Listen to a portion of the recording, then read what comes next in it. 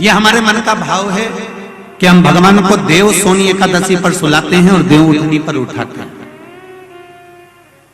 पर हमारी श्रीमद् भागवत कथा कहती है, शिव महापुराण की कथा कहती है, अग्नि पुराण, पद्म पुराण, नर्मदा पुराण हमको वर्णन करती है, एक क्षण की निंद्रा ब्रह्मा जी को आई थी और ब्रह्मा जी की झपकी एक क्षण की लगी थी और हाथ से वेद नीचे गिर गए थे। वेद नीचे गिरे, हयग्रीवा ने धारण कर लिए और चारों तरफ पानी पानी हो गया और पूरी पृथ्वी पानी में, जल में मग्न होने लगी। जरा विचार करिएगा, एक क्षण की निंद्रा ब्रह्मा जी को आई और वेद हाथ से चले गए और पानी पानी हो गया। और हम कहते हैं कि देव सोनी एकादशी पर देवता सोते हैं और देव उठनी पर उठते हैं। अगर 4-6 महीने जम के अगर वो सो गया तो एक भी नहीं दिखेगा भीखण का,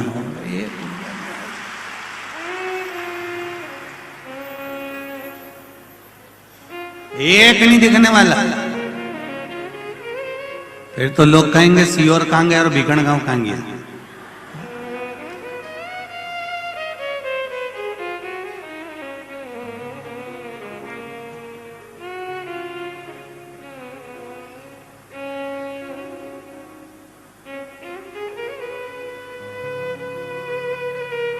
महाराज,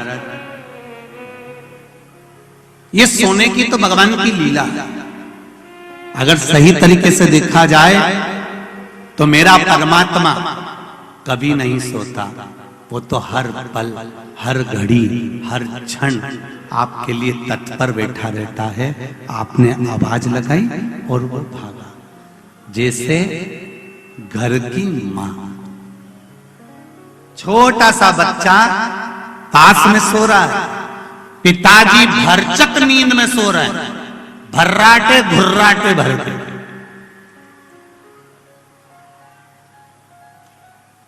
पिताजी को कोई मतलब नहीं, वो तो बस दुकान से आया ने, उन्हें पूरा दुकान की गिराकी करी ने, सटर मटर गिरा के आया ने, रोटी मोटी जीनी, 2-4 गप्पे हमारे दोस्तों के साथ घूम फिर के आया ने, पसरी गया, सोया। और वो सोया और सोते ही फिर तो रात भर जम के सोया ने, सवेरे उसकी नींद खुली। पर घर की जो माँ होती है, घर की जो माता होती है, जिसके पास में छोटा सा बच्चा सो रहा होता है, उस माँ की नींद कैसे होती है। बस बच्चा, कोई माँ का बच्चा अगर इंजेक्शन लगवा कर आया है, कोई सुई लगवा कर आया है, कोई टीका लगवा कर आया है, तो माँ गोदी में ही रात भर लेटे लेटे बैठे बैठे निकाल देती है, उसकी नींद नहीं हो पाती। फिर सुबह तैयार होकर अपने काम में लग जाती है, उसके चेहरे पर सल नहीं आता। ये माँ। और अगर कहीं का पुरुष हो ना तो 25 बार के बता दे, 2 दिन से मेरी नींद नहीं हुई, धनतेरस से दिवाली तक, अब सोऊंगा और मुझे बिल्कुल डिस्टर्ब मत करना, परेशान मत करना। और यही बात जगदम्बा कह दे तो बोल दे, वो कह दे तुम तो दुकान पे बैठे रहे, एक ढिग, ये घर में ढिग लगाई है, चौक पूरा सफाई करी, तुम तो केवल दुकान पे बैठे थे। पर उससे पूछो, बेचारी है रानी बन के आई थी, मैंने नहीं बोला हो, राधे, ऐसी बात अपने को नहीं बोलना हो, तुम तो समझ जाओ बस ये सारा। रानी बन के आई थी,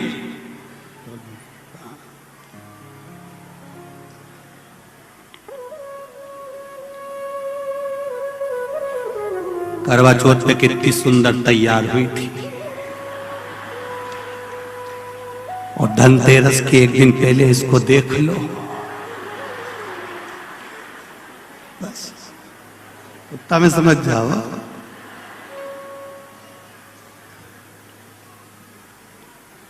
फिर तो छोरा छोरी भी जरा सा अगर पांव धर देनी लिपा हुआ पे, तो फिर थोड़ी सी देर में जगदम्बा काल रात्रि बन सकती है। कोई उतनी देर में तो कहां जा रहा है, उन्नन से निकाल, इनंग पाव धलिए तोड़ी थोड़ी। इसने छोरा के नहीं किया, वो नहा के आ रहा था नहीं बेरू, क्योंकि सारा में कह दिया इधर दर मत देना। ये तो तुम सोच लो, छोरा सुना कि नहीं सुना, उन्हें बाथरूम में सुन लिया कि इधर से निकल के नहीं जाना, उतना दूर से।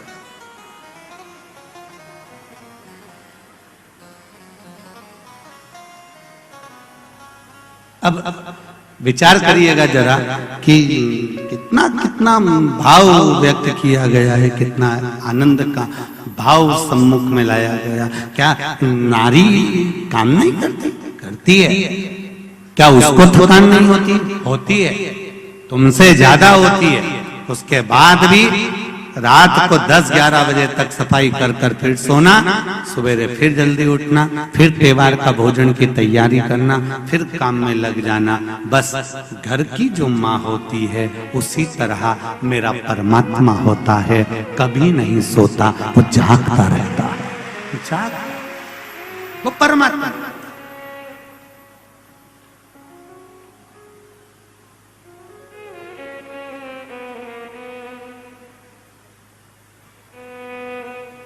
एक पति नौकरी करता है, एक पत्नी नौकरी करती है। पति नौकरी कर कर आएगा, बैग पटकेगा, सोफे पर पांव रखकर बैठ जाएगा, टीवी चालू करेगा, मोबाइल पर व्हाट्सएप चलाएगा और आवाज लगाकर बोलेगा चाय ला कर दो। पत्नी जाएगी, चाय ला कर देगी, बच्चों का इंतजार करेगी। वो भी नौकरी से आई है, तुम भी नौकरी से आए हो। वो भी सुबह की गई थी, तुम भी सुबह के गए थे, पर तुम्हारे चेहरे पर सल आ गए, पर उसके चेहरे पर सल नहीं आया, क्योंकि उसको अपने बच्चों का और पति का पेट भरना है, इसलिए वो रसोई घर में चली गई।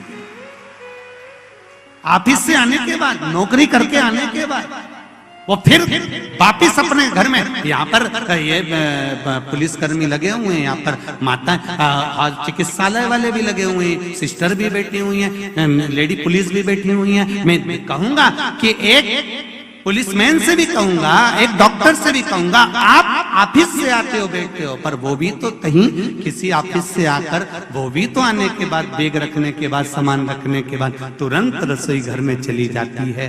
बस इतना सा निवेदन है, जैसे मेरे शंकर अपनी पार्वती की दशा को समझते थे, पार्वती शिव की दशा को समझती थी, इसलिए शंकर और पार्वती को शिव शक्ति कहा जाता है। ऐसी दशा हमें अपने परिवार में समझना चाहिए, तो कभी परिवार में विवाद नहीं हो सकता, प्रेम बढ़ता चाहिए। उस परिवार में कभी विवाद नहीं हो सकता। हमने अगर शंकर भगवान की पूजन करी, आराधना करी है, उनका स्मरण करा है, तो उस परिवार का स्मरण करो कि शिव परिवार में ऐसा है क्या कि दोनों में बस केवल आत्मीय प्रेमता का भाव दर्शाया जाता है।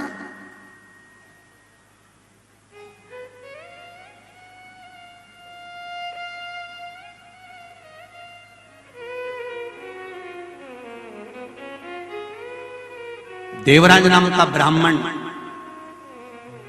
के घर में जन्म लिया, ब्राह्मण कुल में जन्म लिया, पर गलत संगत में पड़ गया था।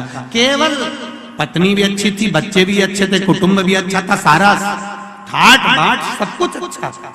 और ऐसा नहीं है कि भगवान किसी का पेट नहीं भरता, भगवान भरता है। आंवला नवमी की कथा कहती है, आंवला नवमी का स्मरण करता है कि भगवान नारायण कर्मठ बदले, तो माता लक्ष्मी जी ने पूछ लिया, प्रभु निंद्रा से जाग गए हो क्या?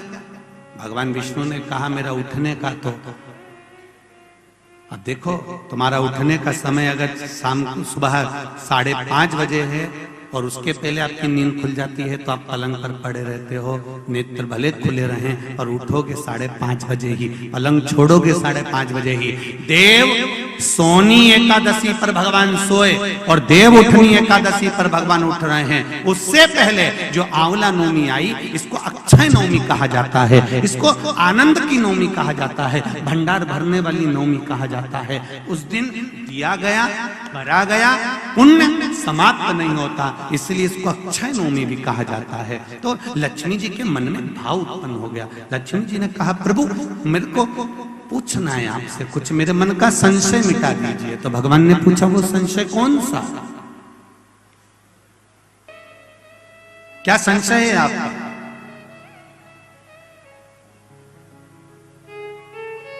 मेरा संशय केवल इतना सा है, क्या सोने से पहले आपने भगवान शंकर को पूरी सृष्टि का भार दिया था, क्या शंकर भगवान पूरी सृष्टि को सही से चला रहे हैं? आपको ज्ञात है? भगवान विष्णु बोले, हाँ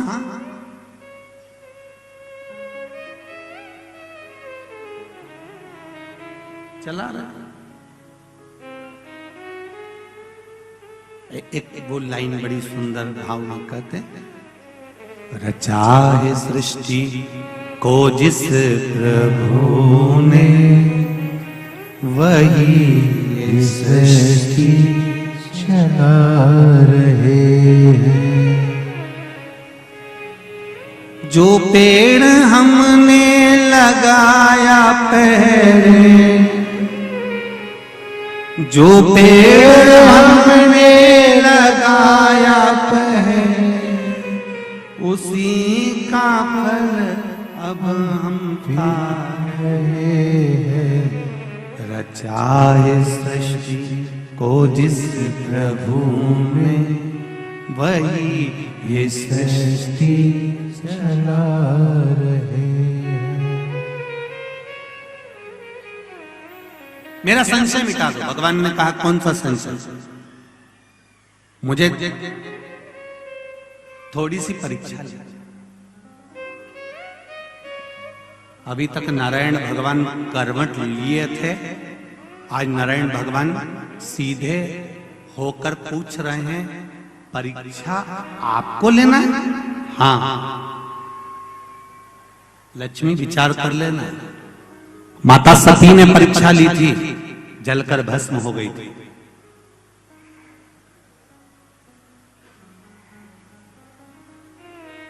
माता ज्योति ने परीक्षा ली थी, ज्योत के रूप में जलती रही थी।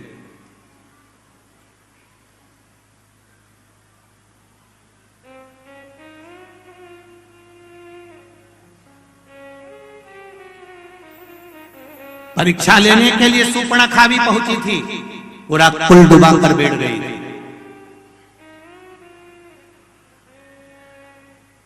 फिर विचार कर ले लक्ष्मी, परीक्षा लेना सरल है, पर परीक्षा का रिजल्ट बड़ा कठिन है। लक्ष्मी जी बोली, नहीं नहीं, मेरे को तो बस केवल एक परीक्षा लेना है, क्या भगवान शिव पूरी सृष्टि के भार को सहज अच्छे से संभाल रहा है? तो नारायण ने बोला, लक्ष्मी तुम्हारे मन में क्या शंकर भगवान के प्रति भेद उत्पन्न हो रहा है? शिव जी के प्रति भेद उत्पन्न हो रहा है? मेरा एक निवेदन भीकन गांव की धरा से संपूर्ण श्रोता भाइयों से निवेदन है, शंकर भगवान पर कभी भेद उत्पन्न मत करना। क्या शिव जी को जल चढ़ाने से ऐसा होता है?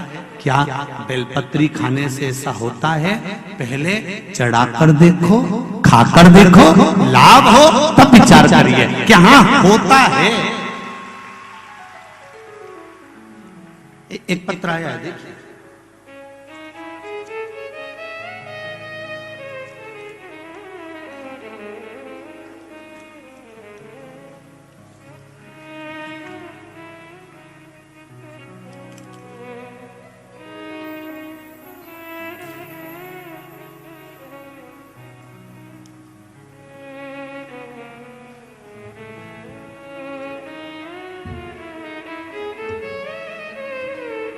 जिसने भी पत्र लिखा है, पत्र का ये भाव है, उसमें ठीक है, नाम का स्मरण नहीं है।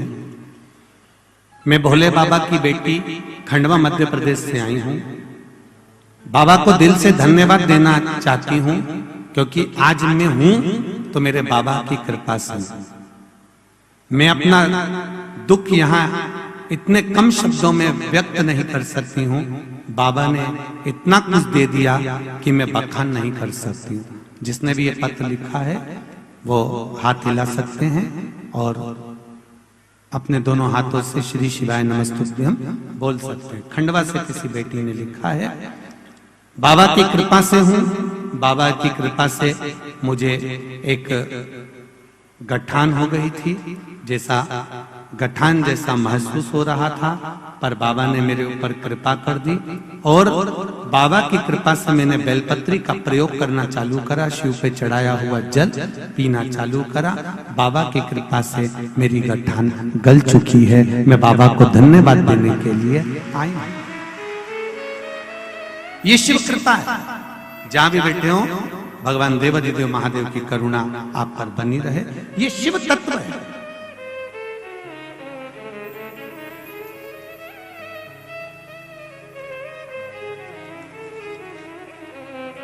शिव की कृपा बिना नहीं हो सकता। पहले स्वयं कर देखो।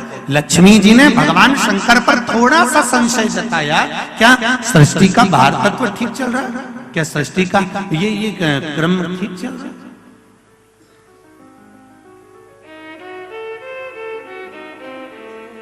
मेरे को थोड़ी सी परीक्षा ले।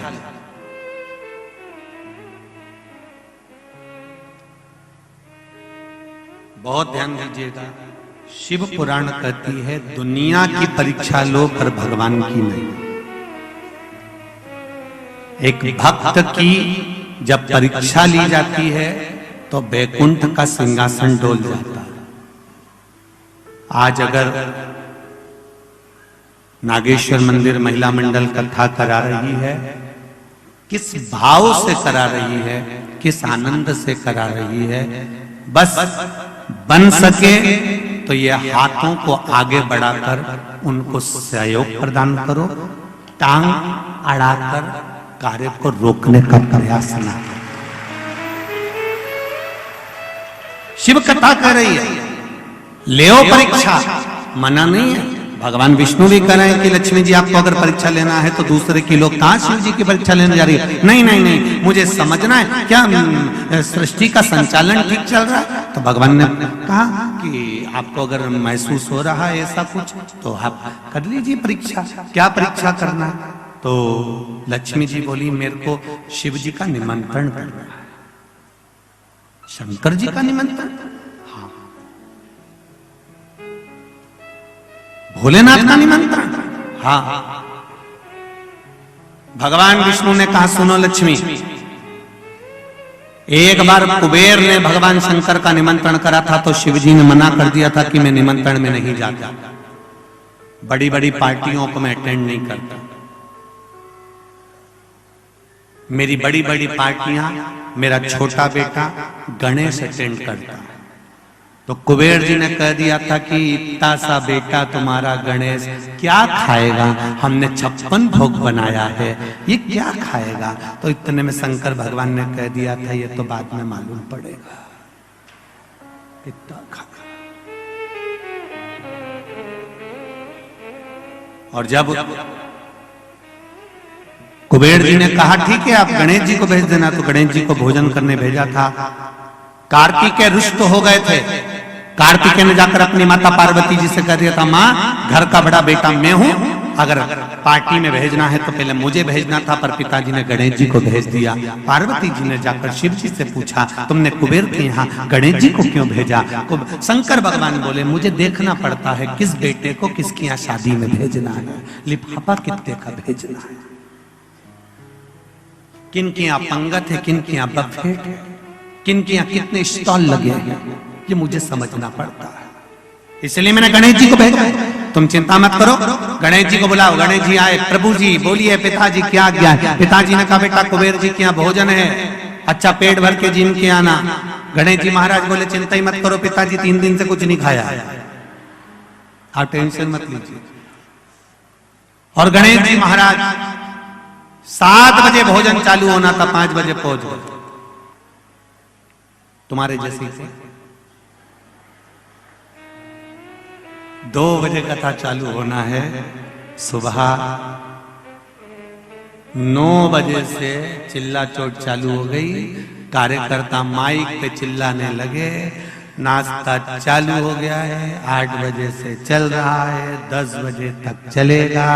रात्रि का भोजन कितने बजे चिल्ला रहे थे? 7 बजे चालू होगा। तो ये सब आवाज लगा रहे थे और आप लोग बड़े प्रेम के साथ में 7 बजे से जगह संभाल संभाल कर बैठ गए थे। ये शिव कृपा, ये शंकर की, ये शिव की उदाहरण। अब महाराज गणेश जी महाराज 5 बजे पहुंच गए। 5 बजे पहुंचते से श्री गणेश जी महाराज ने आवाज लगाई, कुबेर भैया, कुबेर भैया। कुबेर जी तो नहीं थे, उनकी धर्मपत्नी निकल कर आई। उन्होंने कहा कौन? मैं विनायक गणेश। कैसे आना? भोजन कर। भोजन तो 7 बजे। पिताजी ने जल्दी भेज दिया कि पहले जिनके आ जाओ तो जल्दी से, मां भीड़ भड़क का होगा, 33 कोटि देवता आए हैं भोजन करने के लिए, जगह नहीं मिलेगी, पहले चले जाओ। तो पत्नी दौड़ कर गई कुबेर जी के पास, वो गणेश जी आए तो जिमा दे, अच्छा है, फुर्सत होंगे जितने जिम के चले जाएंगे, टाइम बचेगा, जा जिमा। लगा दी चौकी, बैठ गए गणेश जी। जिमना चालू हुआ, थाली आ गई, भोजन करना चालू करा। जो भोजन करना चालू करा, छोटे से गणेश जी महाराज इतना खाए, इतना खाए, इतना भोजन करा, इतना खाया, जो रखा था कुबेर के खजाने में 33 कोटि देवी देवताओं के लिए जो भोजन बना था, वो कुबेर जी के यहाँ गणेश जी 15 मिनट में निपटा गए। 15 मिनट। खास खास आइटम ज्यादा निपटा है। अपन जैसे थे, बफेट में जाओ तो रोटी कौन खाए, पहले स्टॉप, जितने लगे पहले सब निपटाया और खाए सो खाए। देखा छोरा छोरी को भी पहले खा के देखा, अच्छा खा ले, छोरा छोरी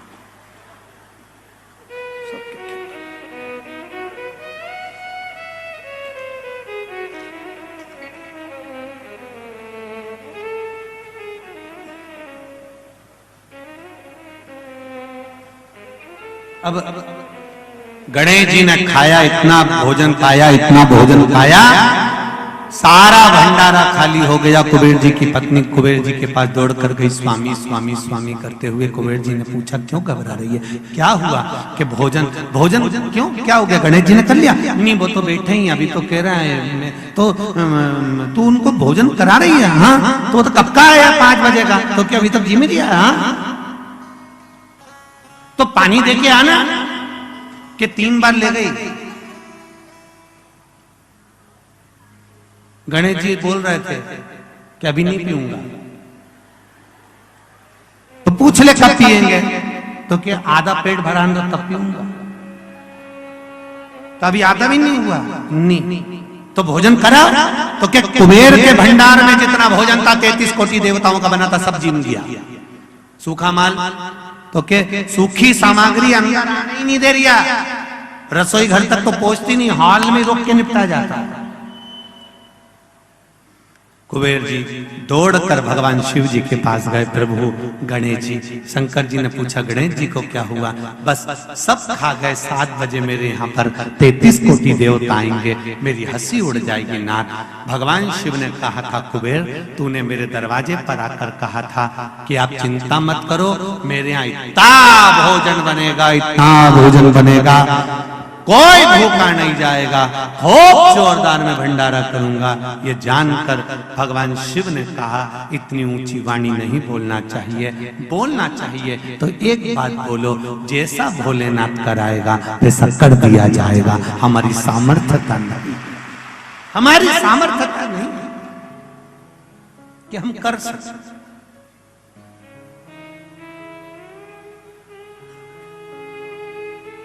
ये हमारी सामर्थ्यता नहीं है कि हम करें। शंकर भगवान ने दुर्वा तोड़वाई और गणेश जी के लिए पहुंचाई। एक दुर्वा शिव जी ने दी थी और कहा था ये गणेश जी को दे देना। कुबेर जी ने सोचा इतना सारा खाया है तो एक दुर्वा में क्या होगा। उनने जाते जाते बहुत सारी दुर्वा तोड़ ली, गड्डी बना ली और गड्डी बनाकर गणेश जी को दे दी। यहाँ शिव पुराण कहती है एक बेलपत्र से ही शंकर भगवान प्रसन्न हो जाते हैं, एक दुर्वा से गणेश प्रसन्न हो जाते हैं, एक तुलसी के दल से नारायण प्रसन्न हो जाते हैं। हमें अधिकता में देने की जरूरत नहीं पड़ती, पर कई लोग संकल्प ले लेते हैं। मैं तो आज 1.25 लाख बेलपत्र चढ़ाऊंगी, आज मैं भगवान को 1.25 लाख दुर्वा चढ़ाऊंगी, आज मैं भगवान को इतना चढ़ाऊंगी। भगवान कह रहे हैं रेन देरी कमला, तू एक चढ़ा दे वही बहुत है, दिल से चढ़ा दे। अब मालूम पड़े चढ़ाने तो बैठी थी 1.25 लाख, 2-5 हजार चढ़ाने के बाद में बड़े प्रेम से कमर बोल गई टे। होता है ऐसा। वो भगवान सुदामा जी भगवान कृष्ण के घर गए थे कि नहीं गए थे? और सुदामा जी जब घर पहुंचे थे और भगवान कृष्ण के यहाँ पहुंचे, भगवान कृष्ण ने सुदामा जी का स्वागत करा, आनंद से विराजमान करा, चरण दबाए, खूब प्रेम से रखा, 3 मुश्त कंदुम का भात ग्रहण करा। ये सब कुछ सुदामा के यहाँ हुआ। सुदामा जी जाने लगे तो भगवान कृष्ण ने कहा भी कहाँ जाओगे, 1-2 दिन रुको। सुदामा जी रुक गए। रुकने के बाद आज भगवान कृष्ण ने सुदामा को ले जाकर सिंहासन पर बिठा दिया। कृष्ण उनके पास में बैठ गए। सुदामा जी ने पूछा कन्हैया मुझे सिंहासन पर क्यों बिठाया? भगवान कृष्ण कहने लगे जैसे तूने मुझे आशीर्वाद दिया, तेरे मेरे परिवार वालों को आशीर्वाद नहीं देगा? सुदामा जी ने कहा मैं और आपके परिवार को आशीर्वाद? हाँ बैठो। भगवान कृष्ण ने 16,108 रानियों से कह दिया मेरा मित्र सुदामा आया है, एक एक कर आना और आशीर्वाद लेकर जाना। एक एक रानी आने लगी, सुदामा जी सबको आशीर्वाद देने लगे। अखंड सौभाग्यवती, बोलो तो पूरा बोलो, पूरा अखंड सौभाग्यवती, पूरा पूरा बोलो, साथ में बोलती रहो जरा। 5 चुप क्यों जरा जम के बोलो। 8 बोलती जाओ और हाथ हिलाती जाओ। अखंड सौभाग्य बोलती जाओ जरा, हम चुप हो जाए तुम बोलती रहो। हाथ हिला हिला के बोलो जरा जम के। 10 अखंड सौभाग्यवती भव। 11 अखंड सौभाग्यवती, अखंड सौभाग्यवती भव, अखंड सौभाग्यवती भव। 25-30 निकले। सुदामा जी बोले कन्हैया तेरी है? हाँ अपनी है, चलने दे। सुदामा जी बोले सौभाग्यवती भव। अखंड गायब हो गया। सौभाग्यवती भव, सौभाग्यवती भव, सौभाग्यवती भव, सौभाग्यवती भव, सौभाग्यवती भव, सौभाग्यवती भव, सौभाग्यवती भव। और 25-50 निकली। देख ये भी अपनी है। हाँ चलने दे। भव भव भव भव भव भव भव भव भव भव। सुदामा जी ने कृष्ण से पूछा ये भी तेरी है? हाँ और चलने दे। हो हो हो हो। सुदामा जी कृष्ण से बोले इधर आ, एक बात सुन ले, मेरी तरफ से तेरे को आशीर्वाद दे देता हूं। अगर इन सबको आशीर्वाद देता रहा तो मेरी पत्नी को सौभाग्य का आशीर्वाद की जरूरत पड़ जाएगी। तेरे हाथ जोड़ू, मुझे मेरे घर छोड़िया। दादा इनको मैनेज कैसे करता होगा? तेरे हाथ, मुझे मेरे घर छोड़िया। भगवान कृष्ण बोले सुदामा अभी तो मेरी धर्म पत्नी आएंगी 16,108, उसके बाद मेरे बच्चे आएंगे। भगवान सुदामा जी ने पूछा कितने हैं? भगवान कृष्ण ने कहा एक एक रानी के 11-11, 1,77,186। सुदामा जी नीचे गिर। उन्होंने कहा दादा रे ये घर है कि जिला? समझ में नहीं, तू रे महाराज।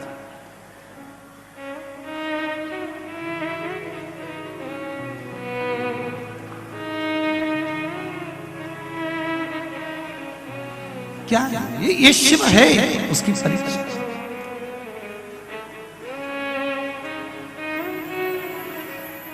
सुन भक्तों की पुकार हो के नंदी पे सवार, काशी नगरी से आया है मेरा भोलेनाथ।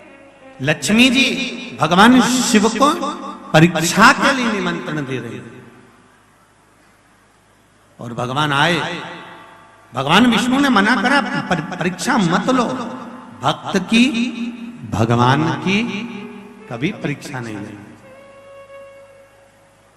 मत ले परीक्षा, पर नहीं। आपकी आज्ञा होगी तो मैं अवश्य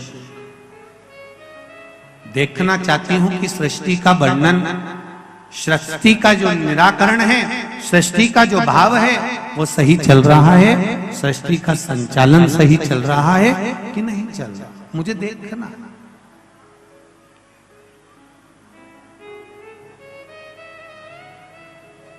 बहुत ध्यान दीजिएगा। परिवार चलाने वालों से संबंध केवल यहीं तक का रहता। कहां तक? केवल मृत्यु लोक तक, केवल मृत्यु लोक। पर आप जिस मंदिर में जल चढ़ाने के लिए जाती हो, कौन कौन चढ़ाता है एक लोटा जल? सब चढ़ाते हो? रखो रखो रखो। जिस मंदिर में आप एक लोटा जल चढ़ाने के लिए शिव मंदिर में जाती हो, शंकर भगवान को एक लोटा जल समर्पित कर कर आती हो। शिव पुराण कहती है परिवार चलाने वालों से संबंध केवल मृत्यु लोक तक रहता है, और शंकर जी पर जल चढ़ाने वालों का संबंध अंत वैकुंठ तक रहता है। वो संबंध समाप्त ही नहीं, वो संबंध कभी समाप्त नहीं होता। ब्रह्म कुमारी आश्रम में, ब्रह्म कुमारी आश्रम की बहनें, दीदियां,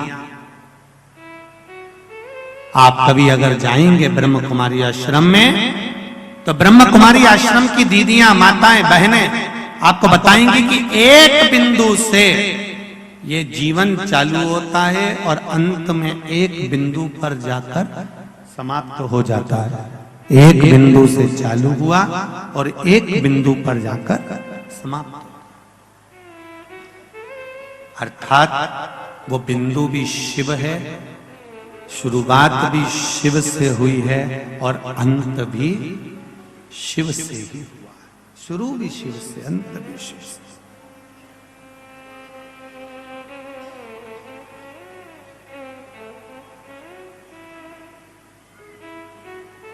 कितना सुंदर कहा है।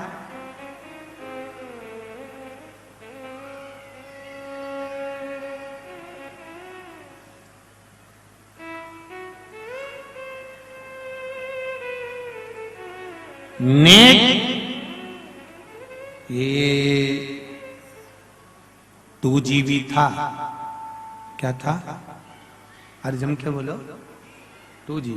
अब धीरे धीरे 3, फिर अब कौन सा हो गया? 5G। नेट फास्ट होता चले जा रहा है, आदमी स्लो होता चले जा रहा है। तुम खुद देखो ना, सब्जी लाने का काम पहले व्यक्ति खुद कर लेता था, आज बैठे बैठे ऑनलाइन सब्जी बुलवा। आदमी स्लो हो गया, कहीं जाता नहीं, आता नहीं, ज्यादा बोलो तो वो अपने को ज्ञान देने लगता है। अर्थात व्यक्ति स्लो होते चले जा रहा है, वो फास्ट नहीं हो रहा। नेट भले फास्ट हो गया पर व्यक्ति स्लो हो। शिव महापुराण की कथा वही कर रही है कि अपनी बुद्धि से, अपने चित्त से, अपने स्मरण से हमें भगवान की परीक्षा नहीं लेना है। और लक्ष्मी जी नहीं मानी कि मुझे देखना है कि सृष्टि का संचालन सही चल रहा है कि नहीं चल रहा, सृष्टि का क्रम ठीक चल रहा है कि नहीं चल रहा, ये लक्ष्मी जी जानना चाहती है। तो लक्ष्मी जी ने भगवान विष्णु से आज्ञा ले ली। भगवान विष्णु ने कहा तेरी मर्जी, अब जा, मैं शंकर भगवान का निमंत्रण करना चाहती हूँ। शिव जी को निमंत्रण पर बुलाया। आंवला नवमी का दिन था, भगवान पूर्ण तरह से सृष्टि का संचालन कर रहे थे और लक्ष्मी जी ने आज भगवान भोलेनाथ को निमंत्रण देकर अपने वैकुंठ का भाव आनंदित करने के लिए बुलाया गया। बहुत ध्यान से सुनना, ये कथा आपने सुनी कि ना सुनी, पर हरिहर शिव महापुराण की कथा भिकन गांव की इस पावन धरा पर चल रही है 2 बजे से 5 बजे तक। ये हमारा सौभाग्य है कि इस कथा को हम अपने जीवन में उतारें कि आंवला नवमी के दिन आंवले के वृक्ष के नीचे कुछ खाने का नियम क्यों है। बोलो, यहाँ से पहले लोग आंवला के पेड़ के नीचे पिकनिक मनाने जाते थे कि नहीं जाते थे? आंवले के वृक्ष के नीचे बैठते कि नहीं बैठते? क्यों?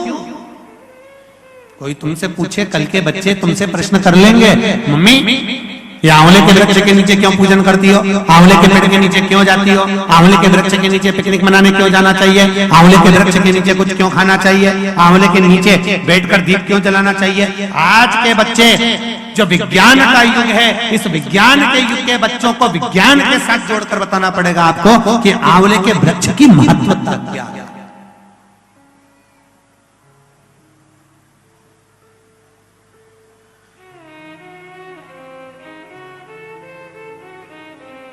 हम कई बार कथा में कहते हैं, आपको अगर शिव महापुराण पर लगता हो कि सीवर वाले महाराज जी ने ये कथा कहां से बता दी, वो कथा कहां से बता दी, तो एक आध बार गीता प्रेस गोरखपुर की शिव पुराण लेकर आओ, एकांत में बैठो, 1-2 घंटा अच्छे से पढ़ाई करो, उसका एक एक शब्द अपनी चित्त में, अपनी वृत्ति में, अपने जीवन में उतारो, एक एक शब्द उतारो।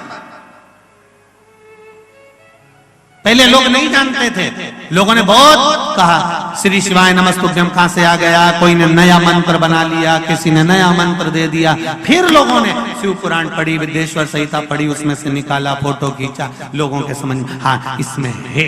विरोध करने वालों को ये तो मालूम होता नहीं, वो तो एक ने किसी ने भेज दिया, उनने इधर से फॉरवर्ड करा, उधर भेज दिया, उधर से उठाया, उधर भेज दिया, उन्होंने पढ़ा तो ही नहीं। फिर किसी ने कहा काली मिर्ची का तो कहीं लिखा ही नहीं है, फिर किसी ने काली मिर्ची का पढ़ा, फोटो खींचा, तब इनको नहीं तो काली मिर्ची काली मिर्ची काली मिर्ची दुनिया में चल। जब तक पढ़ोगे नहीं तब तक ज्ञात होगा नहीं, और जब तक ज्ञात नहीं होगा तब तक लोग शिव महापुराण का कोई उपाय होगा, कोई व्यवस्थित बताया गया होगा, तो लोगों को लगेगा ये फालतू की बात है, ये कोई होता है क्या, ऐसा होता है क्या, और वो होता है।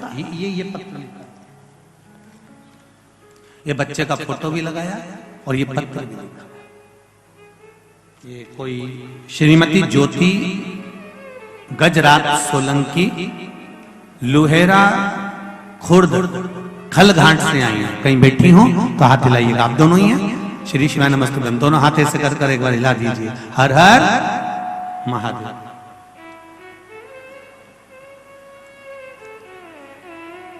एक लोटे जल की क्या महत्वता है गुरुजी, मैं वर्णन नहीं कर सकता। एक दाना चावल का चढ़ाने का महत्व है, मैं बोल नहीं सकता। गुरुदेव क्या क्या कृपा मेरे भोलेनाथ ने करी है, ये मेरे शिव की ही कृपा है। जरा माइक पहुंच सकता है कि माता, भेजो जरा माइक भेजो माता।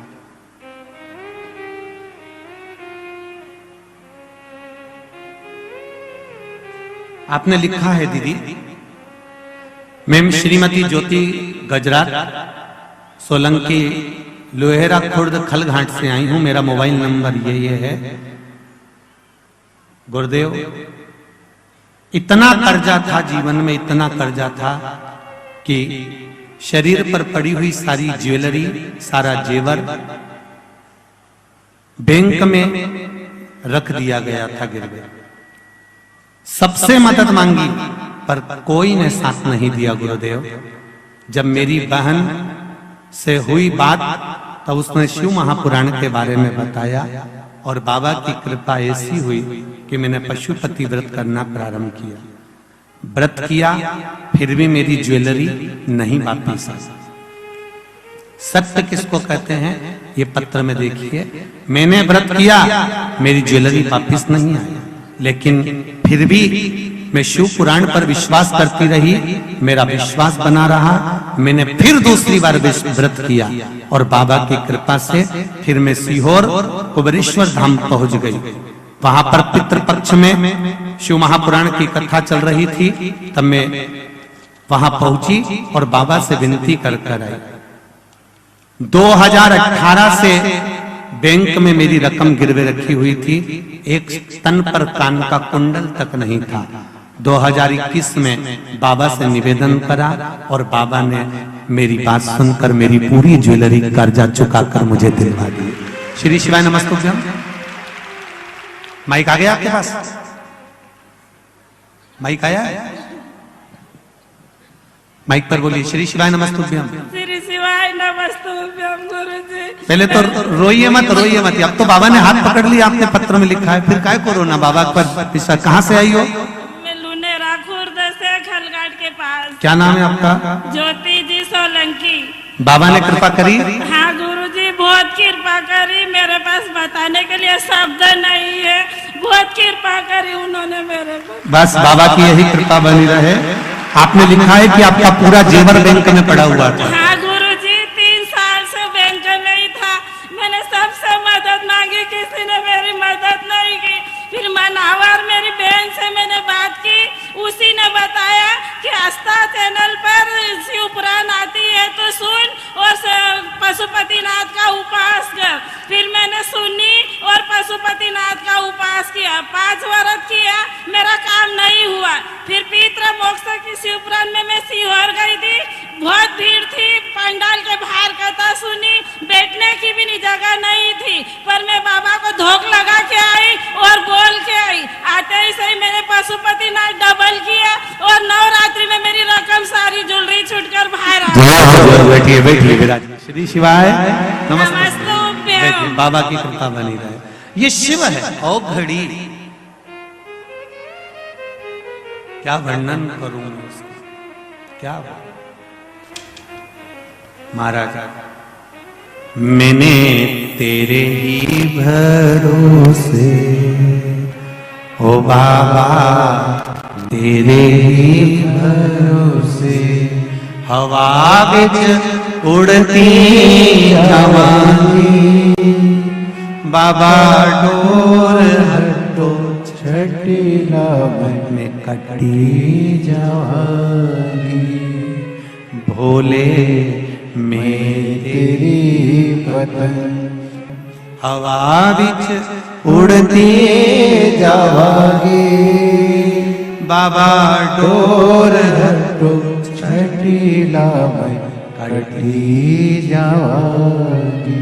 हमारा तो केवल इतना सा निवेदन आप सबसे दिल से सुनो, और मेरी माताओं से भी निवेदन है, अपने अपने पतियों से भी कह देना कमाने के लिए पूरी जिंदगी पड़ी है।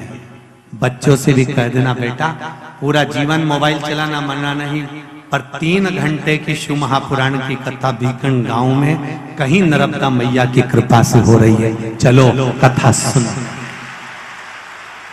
नहीं मिलने वाला मौका, कहीं ये नागेश्वर महिला मंडल, शिव मंदिर महिला मंडल का कहीं शिव जी से कोई संबंध हो गया होगा, तो भीकन गांव में ये शिव पुराण आ गई है। ना जाने किसके भाग्य से आई है, तो शिव जी किसके भाग्य से आई, ये तो भोलेनाथ जी जाने। घर के पतियों से भी कहो, परिवार वालों से भी कहो, वापिस नहीं मिलेगी।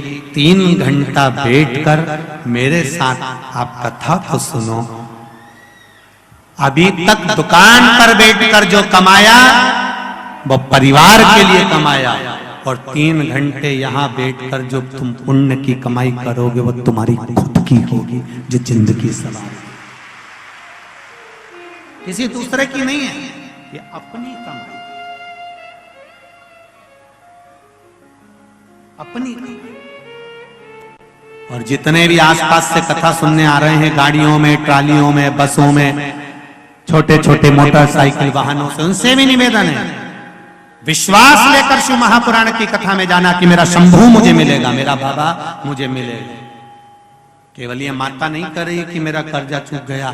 यहाँ ना जाने कितने कितने बैठे होंगे जो अपने दिल की बात माइक पर कहना चाहेंगे, ऐसा नहीं है, परंतु समय की भी अवस्था रहती है, समय का भी क्रम। ये बाबा से लगाव तो तुम पहुंचे हो। शिव कथा का महाराज लक्ष्मी जी ने भगवान भोलेनाथ जी को कार्तिक का महीना आंवला नवमी अक्षय नवमी का दिन भाई भोजन का निमंत्रण दिया।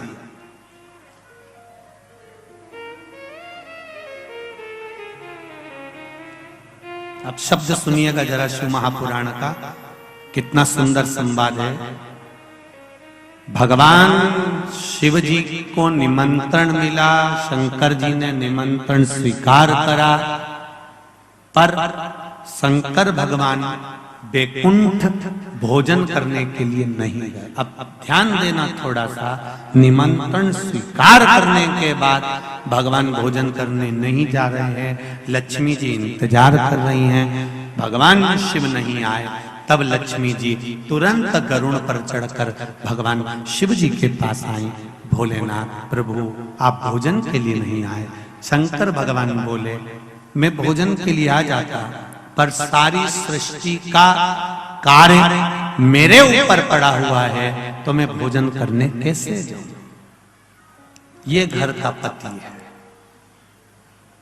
पूरा परिवार का जब बोझा सिर पर रहता है तो दुकान छोड़कर वो भोजन करने भी घर पर नहीं आ पाता, टिफिन मंगवा लेता है कि मेरा भोजन का टिफिन भेज देना। अभी दीपावली का थोड़ा सा व्यापार चल रहा है, शादी का सीजन चल रहा है, मेरा भोजन भेज दो। तो लक्ष्मी जी ने कहा, ध्यान से सुने, आस्था चैनल पर जितने बैठे हैं सम्मुख में, फेसबुक यूट्यूब पर जितने सुन रहे हो, बार बार ये कथा नहीं मिलने वाली, ध्यान दीजिएगा।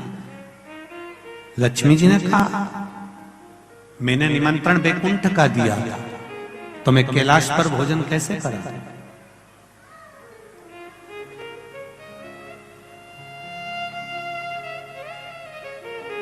निमंत्रण बैकुंठ का है तो फिर मैं कैलाश पर भोजन कैसे कराऊं,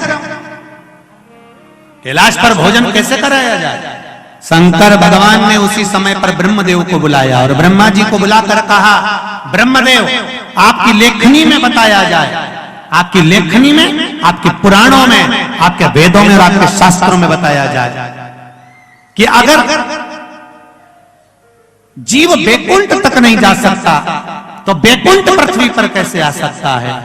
ब्रह्मदेव ने कहा जिस जगह पर आंवले का वृक्ष होता है उस आंवले के नीचे बैकुंठ का निवास होता है, इसलिए भोजन आंवले के वृक्ष के नीचे करना।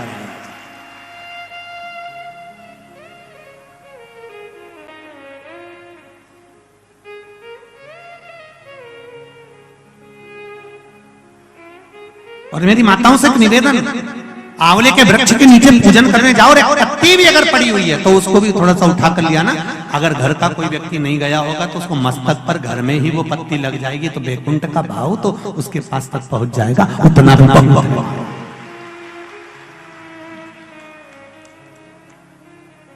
हमने मारवाड़ में देखा है कि आंवले के वृक्ष की पूजन करते समय माताएं आंवले की छाल का भी स्मरण करती है। अपनी चीटी उंगली अंगुष्ठ से मारवाड़ी माताएं उसको भी अपने पल्लू में लेकर आती है, दीप प्रज्वलन करती है, उसको अलमारी में लाल वस्त्र के अंतर्गत तिजोरी में रखती है। क्यों? क्योंकि वो बैकुंठ का एक हिस्सा, बैकुंठ का एक भाव। ब्रह्मदेव करें आंवले के वृक्ष के नीचे शंकर भगवान भोजन कर लें तो बैकुंठ के भोजन का फल मिलता है।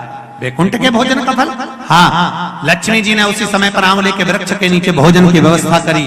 शंकर भगवान भोजन करने के लिए बैठे, जैसे ही माता लक्ष्मी ने भोजन लगाया है, शंकर भगवान ने एक ग्रास भोजन को लिया, पाया और उठकर शंकर भगवान चले गए। थोड़ी देर बाद वापिस लौट कर आ गए, बैठ गए। पूछा महारानी ने, माता लक्ष्मी ने, मेरे शंभु, मेरे बाबा, मेरे भोलेनाथ, मेरे प्रभु कहाँ चले गए थे आप भोजन की थाली को छोड़कर। तब शिव जी कहते हैं कोई 4 संत भूखे रह गए थे, उनको भोजन कराने चला गया था। लक्ष्मी जी ने कहा आप सृष्टि के सही संचालन कर रहे हो, मैं जान गई आपको कि आप सृष्टि के सही संचालन करता हो। एक मन की अभिलाषा है, अगर आप पूरी कर दें तो, एक मन की अभिलाषा है, आप अगर पूरी कर दे तो। शिव जी ने पूछा क्या?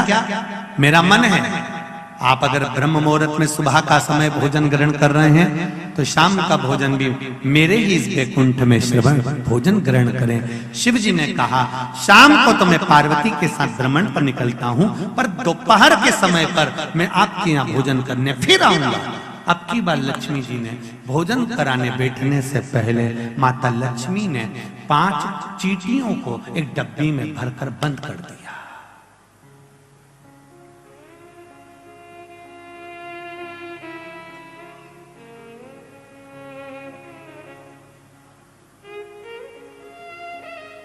पांच चींटियों को माता लक्ष्मी जी ने डब्बी में बंद कर दिया, भरकर बंद करा। शिव जी भोजन करने बैठे, बड़े प्रेम से भोजन पा रहे हैं भोलेनाथ, और आवाज लगाया भोलेनाथ जी ने, अरे लक्ष्मी तुम्हारी माता ख्याति देवी मुझको ऐसे ही भोजन कराती थी। तुम्हारी माता ख्याति देवी भी मुझे ऐसे ही भोजन कराती थी और मैं प्रेम से पाता था। आज लक्ष्मी आपके हाथ का भोजन कर कर मुझे ऐसा लग रहा है कि मेरी माता, आपकी माता ख्याति देवी ही मुझे भोजन करा रही है। आपको माता के रूप में आज मैंने देखा है, जैसे ख्याति देवी को देखा वैसे आपको देखा। तब भोजन पेट भरकर शिव जी ने जब किया, आचमन करा, लक्ष्मी जी ने कहा भगवान नारायण ने आपको पूरी सृष्टि का भार तत्व दिया है कि पूरी सृष्टि का बोझ, पूरी सृष्टि का संचालन आपको करना है, पर मेरे मन का संशय यहीं धरा की धरा रह गया। आप पेट भरकर भोजन कर लिए और 5 चींटी भूखी रह गई।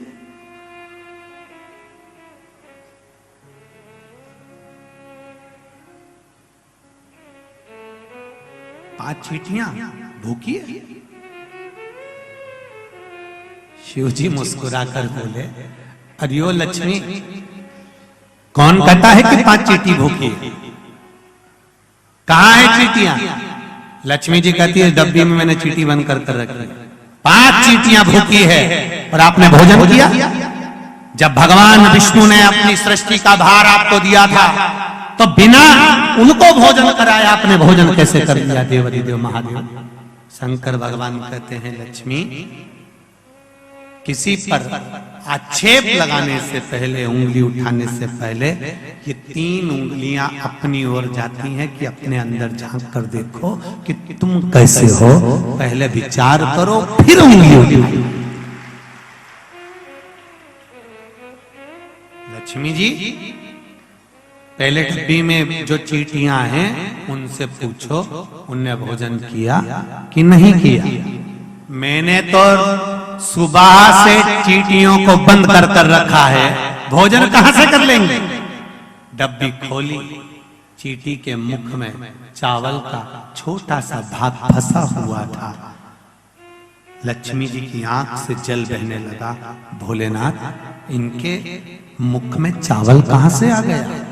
शिव जी ने कहा लक्ष्मी, तू जब चींटियों को बंद कर रही थी ना, मुझे दोष ना लगे इसलिए तूने चींटियों के चरण को धोख लगाया था कि मेरे साथ परीक्षा में तुम शामिल हो जाओ, मेरे साथ थोड़ी देर के लिए तुम डब्बी में बंद हो जाओ।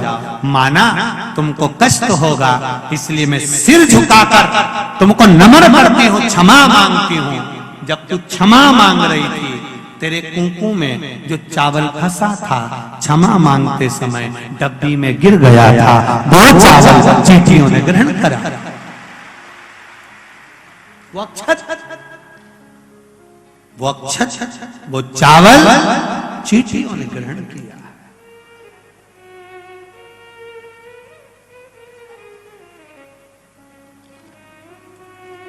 महाराज, वो चावल जो चींटियों ने ग्रहण किया,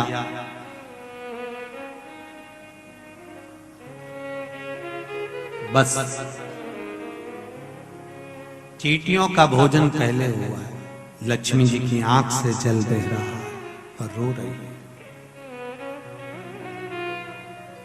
फिर निवेदन करूंगा, किसी पर उंगली उठाने से पहले, किसी को अपशब्द कहने से पहले, किसी को ताना देने से पहले, किसी को आड़ा टेढ़ा बोलने से पहले अपने मोबाइल पर, फेसबुक पर, यूट्यूब पर किसी ने कुछ लिख दिया किसी के लिए, उस पर कमेंट्स करने से पहले 50 बार सोचो समझो कि बात सही है कि गलत है।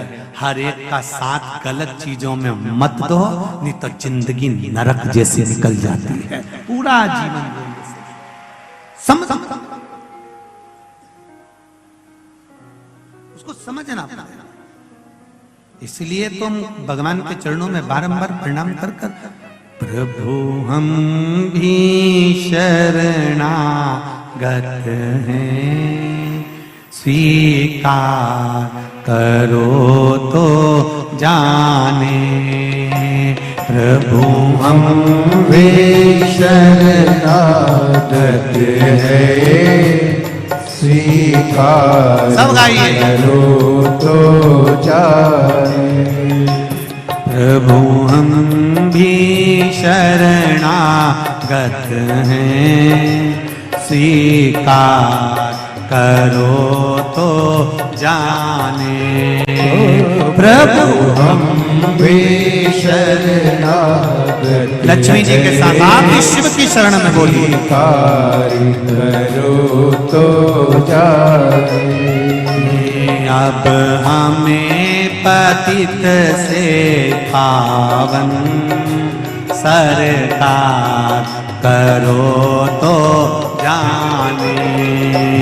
अब हमें पतित से पावन सरकार करो तो जाने। स्वीकार करो तो जाने। स्वीकार करो तो जाने। पावन करो तो जाने। पावन करो तो जाने। प्रभु हम भी शरणागत हैं, स्वीकार करो तो जाने। प्रभु हम भी शरणागत हैं, स्वीकार करो तो जाने। अब हमें पतित से पावन सरकार करो तो जाने। अब हमें पतित से पावन सरकार करो तो जाने।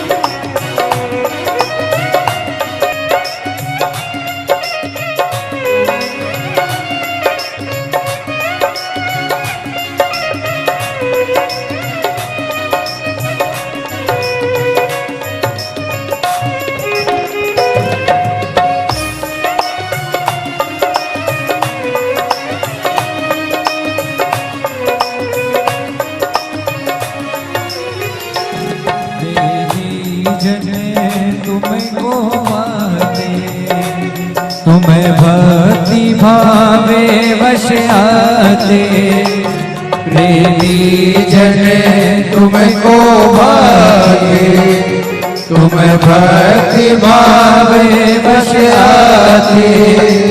तुम्हें भक्ति भावे वश आते, तुम्हें भक्ति भाव वश आते। हमें कुटिल हृदय से कलुषित, हम कुटिल हृदय से कलुषित, उपकार करो तो जाने।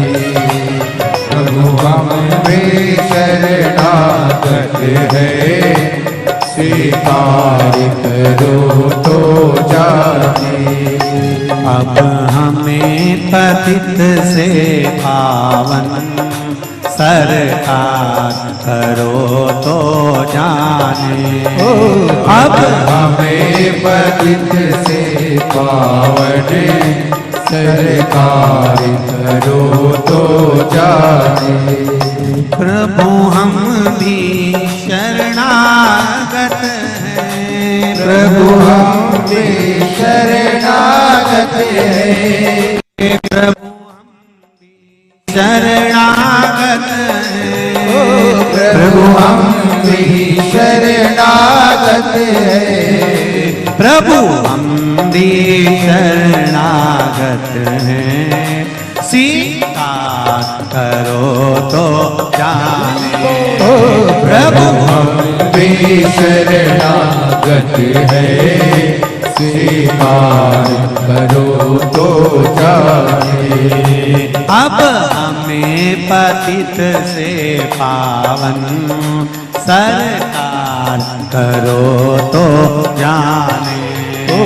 अब हमें पतित से पावन सरकार करो तो जाने।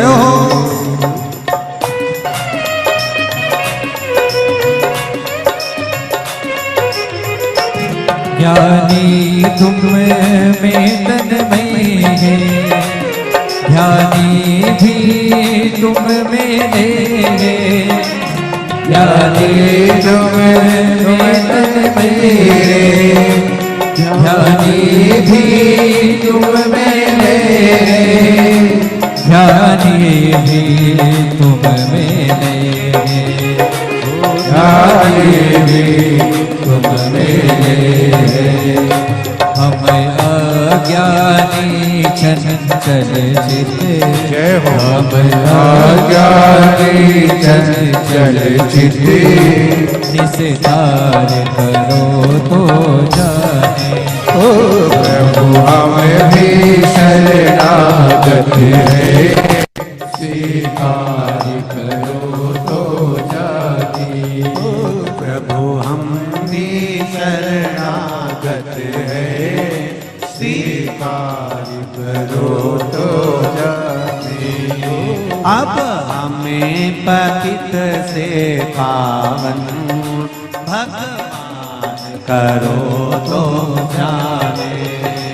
अब हमें पतित से पावन सरकार करो तो जाने। अब हमें पतित से पावन सरकार करो तो जाने। अब हमें पतित से पावन सरकार करो तो जाने। हर हर महादेव। अपने स्थान पर बैठकर भगवान शिव से मन से हृदय से चित्त से भाव से निवेदन करें, भाव भक्ति से भगवान से प्रार्थना करें। मूल मंत्र का स्मरण भगवान को अपने हृदय की बात कहकर भाव से करें। श्री शिवाय नमस्तु, श्री शिवाय नमस्तु, श्री शिवाय नमस्तु,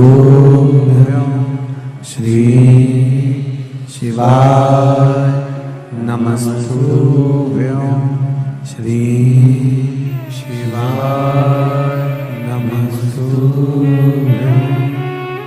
भोला सब दुख काटो मारा, ओ भोला सब दुख काटो मारा। शिव शंकर जपूं तेरी माला, भोले बाबा जपूं तेरी माला। भोला सब दुख काटो मारा, ओ भोला काटो। भगवान शिव से प्रार्थना करी है लक्ष्मी जी ने कि मुझसे गलती हो गई बाबा, क्षमा चाहती हूँ, मैंने थोड़ा सा गलत सोच लिया, विचार कर लिया, आप क्षमा करें मुझको। शंकर भगवान ने कहा लक्ष्मी जी क्षमा मत मांगो, एक काम कर दीजिए। क्या? बस एक कार्य चाहिए, अक्षय नवमी आंवला नवमी के दिन जो आंवले के वृक्ष के नीचे दीप दान करेगा शाम के समय पर संध्या काल के अंतर्गत, तो उसके घर में कभी संपदा की कमी ना हो। लक्ष्मी जी ने कहा प्रभु आपकी आज्ञा है, मैं स्वीकार करता, मैं स्वीकार करता।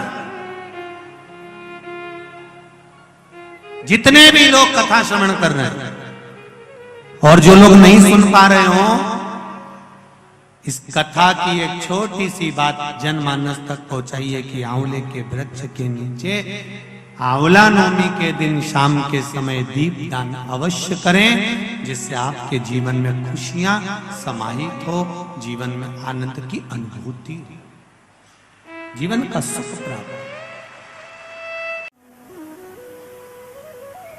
जैसे एकादशी के व्रत का फलाहार,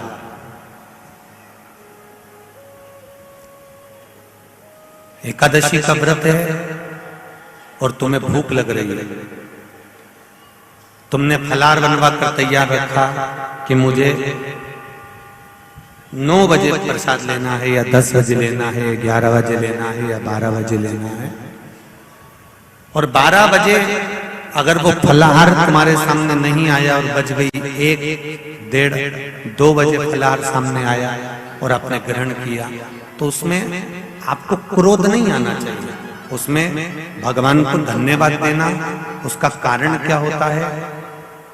तुमने समय लिया कि मुझे 12 बजे फलाहार करना है या 11 बजे फलाहार करना है, और किसी कार्य में तुम लग गए, किसी कार्य में तुम लगे, और लगने के बाद वो फलाहार आधे घंटे बाद 1 घंटे बाद तुम्हें प्राप्त हुआ, तो भगवान को धन्यवाद देना। क्यों? जिस समय आपको फलाहार ग्रहण करना था उस समय पर 1 जन्म के पाप कटते हैं, जिस समय पर हम समय के अनुकूल फलाहार करते हैं। समय निकलने के बाद हम फलाहार करते हैं तो हमारे 2 जन्म के पाप कट जाते हैं, जब समय निकल गया और उसके बाद हमने फलाहार का ग्रहण। और हम उल्टे चलते हैं, तुमने बहू को समय दिया मुझे 11 बजे फलाहार करना है, मेरा 11 बजे फलाहार तैयार कर रखो, मुझे 11 बजे फलाहार ला के दो, मुझे 12 बजे फलाहार करना, 12 बजे तक फलाहार रख दो, और तुम तो काम में लगी हुई हो, तुम्हारे को फुर्सत ही नहीं है, मेरा फलाहार बना के तैयार नहीं करा। भगवान को धन्यवाद दो, बहू को धन्यवाद दो, अच्छा हुआ रोज हर एकादशी को 1 जन्म का पाप कटता था, आज मेरा 2 जन्म का पाप कट गया। ये शिव पर हमारी आदत है, हम उसमें भी बुराई ढूंढते हैं। बहू ने अगर लेट दिया ना, आधा घंटा 1 घंटा लेट हो गई, तो तुम तो फिर 2 मिनट में चंद्र घंटा हो। बताओ इतनी देर से लेके आई, आज मेरा एकादशी, आज मेरा फलाहार, और तुझे बनाने की फुर्सत नहीं मिली। मम्मी साबूदाना गलाया था, भगर बना रही थी, पूड़ी बना रही थी, थोड़ा समय हो गया। अपने मन को धीर मंदाओ कि भगवान ने आज देरी क्यों करी।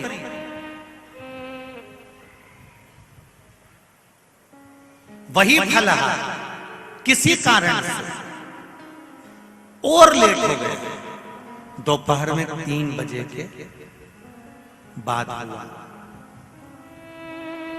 और लेट, या मान लो किसी कारण से दिन भर भूखी रह गई, कारण से, जानबूझ के नहीं तो तुम बहुत चतुर बैठ गई हो रही। किसी और वाला महाराज बोला था कि इतनी बजे के बाद करोगे तो इतना पाप कटेगा, इतनी बजे कटेगा। ये तो जानबूझ के नहीं, तो कोई क्रम से अचानक।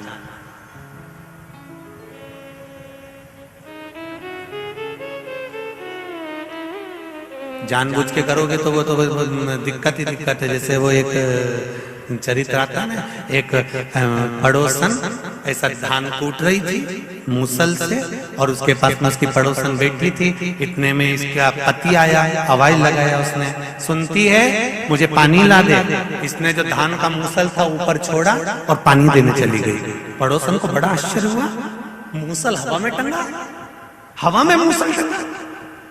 ये आई, इसने मूसल लिया, फिर कूटने लगी। इसने अपनी पड़ोसन से पूछा, क्यों ये हवा में कैसे टंग गया?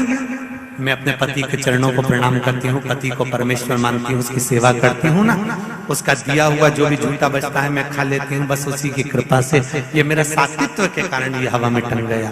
तो ऐसा करने से ऐसा हो जाता है। हाँ। ये भी गई घर धन धनाते हुए। इसने अपने पति को आवाज लगाया, सुनो मैं तुम्हारे पांव पड़ूंगी। पति ने सोचा 40 साल शादी के हो गए, आज क्या पता सियोर वाले महाराज की कथा सुन के जो पांव पड़, आज मैं तुम्हारे पांव पड़ूंगी। सुनो, 1 हफ्ते तक रोज तुम्हारे पांव पड़ूंगी, तुम्हारी पसंद का भोजन बनाऊंगी, तुमसे पूछूंगी क्या खाओगे, तुम बता देना, मैं वही बनाऊंगी। तुम सोओगे मैं तुम्हारे चरण दबाऊंगी, तुम जो थाली में छोड़ दोगे मैं वो भोजन करूंगी। फिर एक बार ऐसा चमत्कार होएगा, मैं ऐसी धान कूट रही होंगी, तुम एकदम आना, आते से कहना सुनती है पानी ला, और मैं मूसल छोड़ के आऊंगी और वो हवा में टंग जाएगा, तुम देखना। हो पति ने मन में सोचा ना जाने कहां से सीख के आ गया। इसने सिर पे पल्लू लेके पति को प्रणाम करा और पूछा क्या खाओगे। पति ने मन में सोचा 40 साल से कभी मुंह नहीं खोला मैंने खाने के मामले में।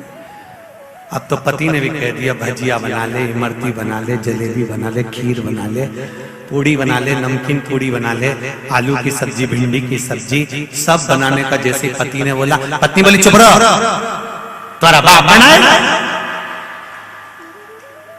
इतनी सारी लिस्ट थोड़ी ना बोली थी मैंने, मेरे से जो बनेगा बना लूंगी। और बनाने गई, भजिया बनाया, पूड़ी बनाई, सब बनाया। एक भजिया थाली में रखा, एक पूड़ी थाली में रखी, एक जलेबी रखी, सब सामान इतना रख दिया। और जैसे ही पति ने भजिया खाना चालू करा, मुंह में भजिया लेने ही वाला था, इतनी देर में वहीं से बोली पूरा मत खाना, तुम्हारा झूठा खाना है मेरे को।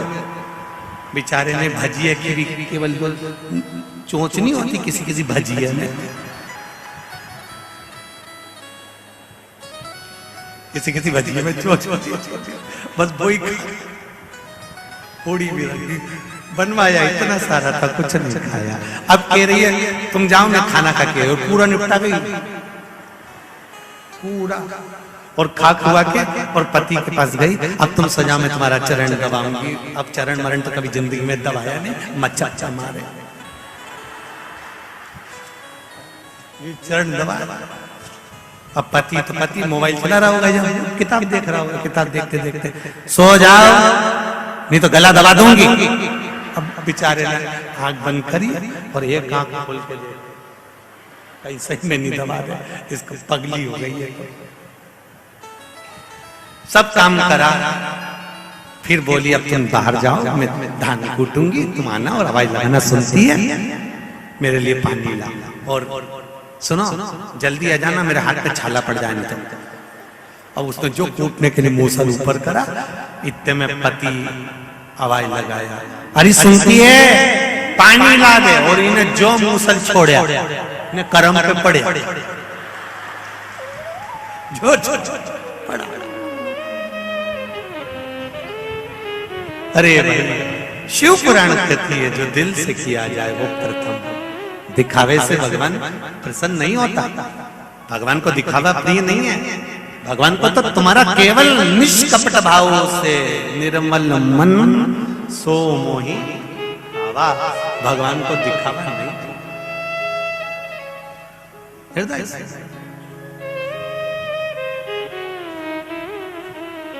तारकासुर का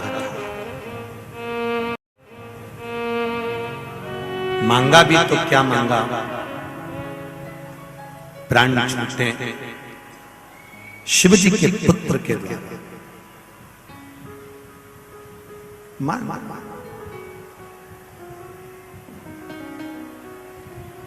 दिया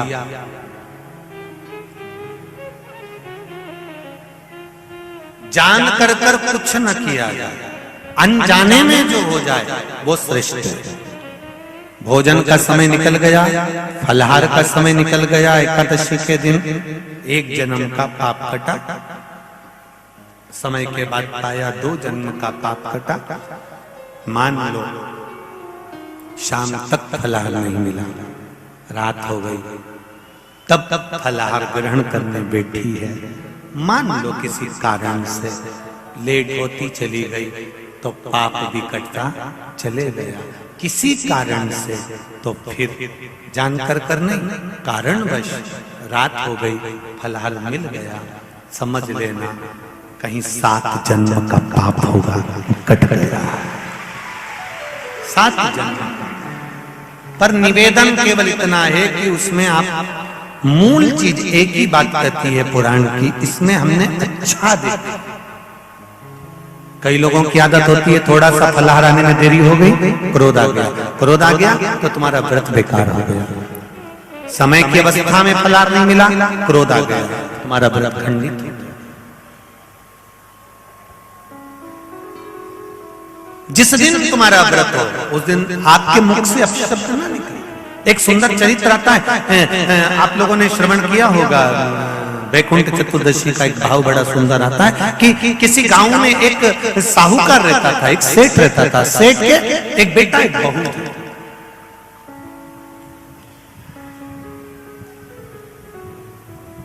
और बहू बेटा दोनों धर्मात्मा, दोनों पुण्यात्मा।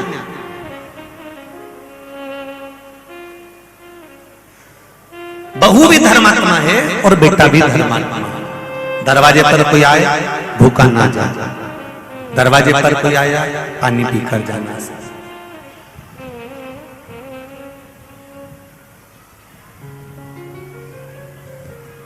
कोई खाली ना जाए, ऐसी बहू बेटा था।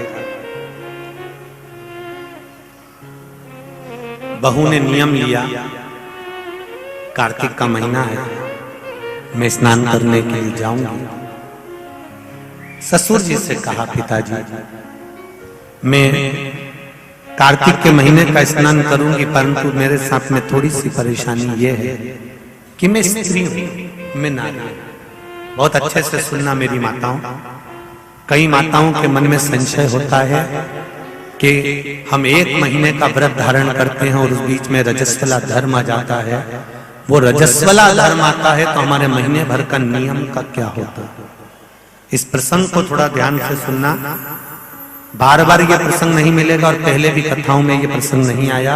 आज भीखन गांव की हरिहर्ष महापुराण में ये प्रसंग आया है। तो जितने लोग आस्था पर सुन रहे हैं, जितने फेसबुक यूट्यूब पर सुन रहे हैं, इस प्रसंग को थोड़ा ध्यान से सुनना मेरी माता। मैंने ससुर से कहा, पिताजी मैं कार्तिक के महीने के स्नान का नियम तो ले लेती हूँ। मैं कार्तिक के महीने, कोई माता कार्तिक के स्नान का नियम लेती हैं, कोई माघ महीने का स्नान का नियम लेती हैं, कोई चैत्र महीने के स्नान का नियम लेती हैं, कोई फागुन का लेती हैं, कोई बैसाख महीने के स्नान का नियम लेती हैं। कई माताओं की आदत रहती है, कई पुरुषों की आदत रहती है कि मैं 1 महीने तक कार्तिक का स्नान करूंगी। पर वो कार्तिक के स्नान में कुछ दिन ऐसे आ जाते हैं कि उसमें रजस्वला धर्म आ जाता है। अब वो रजो धर्म आ गया, रजस्वला धर्म आ गया, तो उस बीच में उसका नियम पूरा हुआ कि नहीं हुआ? उस बीच में वो 5-7 दिन जो स्नान के लिए नहीं गई, पूजन नहीं करी, तुलसी को जल नहीं चढ़ाया, शालिग्राम जी का पूजन या ठाकुर जी का श्रृंगार नहीं कर पाई, तुलसा महारानी का गीत नहीं गा पाई, तुलसी जी का दीप नहीं लगा पाई, तो उसको कार्तिक के महीने का, क्योंकि ये रजस्वला धर्म तो प्रत्येक महीने आना, नारी के लिए रजो धर्म तो हर महीने प्राप्त होना, तो हर महीने अगर रजो धर्म आना है तो कार्तिक महीने का फिर नियम पूरा कैसे हुआ?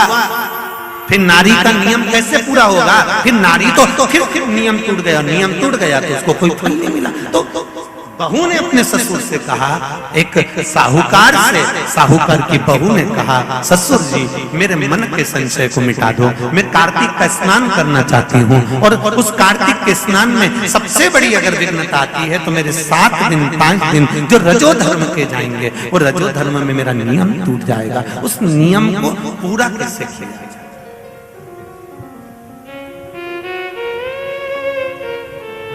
वो नियम पूरा कैसे होगा? कार्तिक के महीने का स्नान करने वाले जरा ध्यान देंगे, चाहे वैशाख स्नान करें चाहे माघ का स्नान करें, मेरी माताओं का रजोधर्म 7 दिन 1 महीने के अंदर आ ही जाता है, और आया तो वो नियम टूटा। उस नियम को पूर्ण कैसे करा जाए? कहा, साहूकार ने कहा कि बहू, मैं इतना विद्वान तो नहीं हूं, ज्ञानी तो नहीं हूं, पर मैं मेरे गुरु से इस बात को स्मरण कर कर आऊंगा। अब बहू को कार्तिक का महीना आ रहा है, कार्तिक के महीने का उसको इंतजार था, वो इंतजार में बैठी है।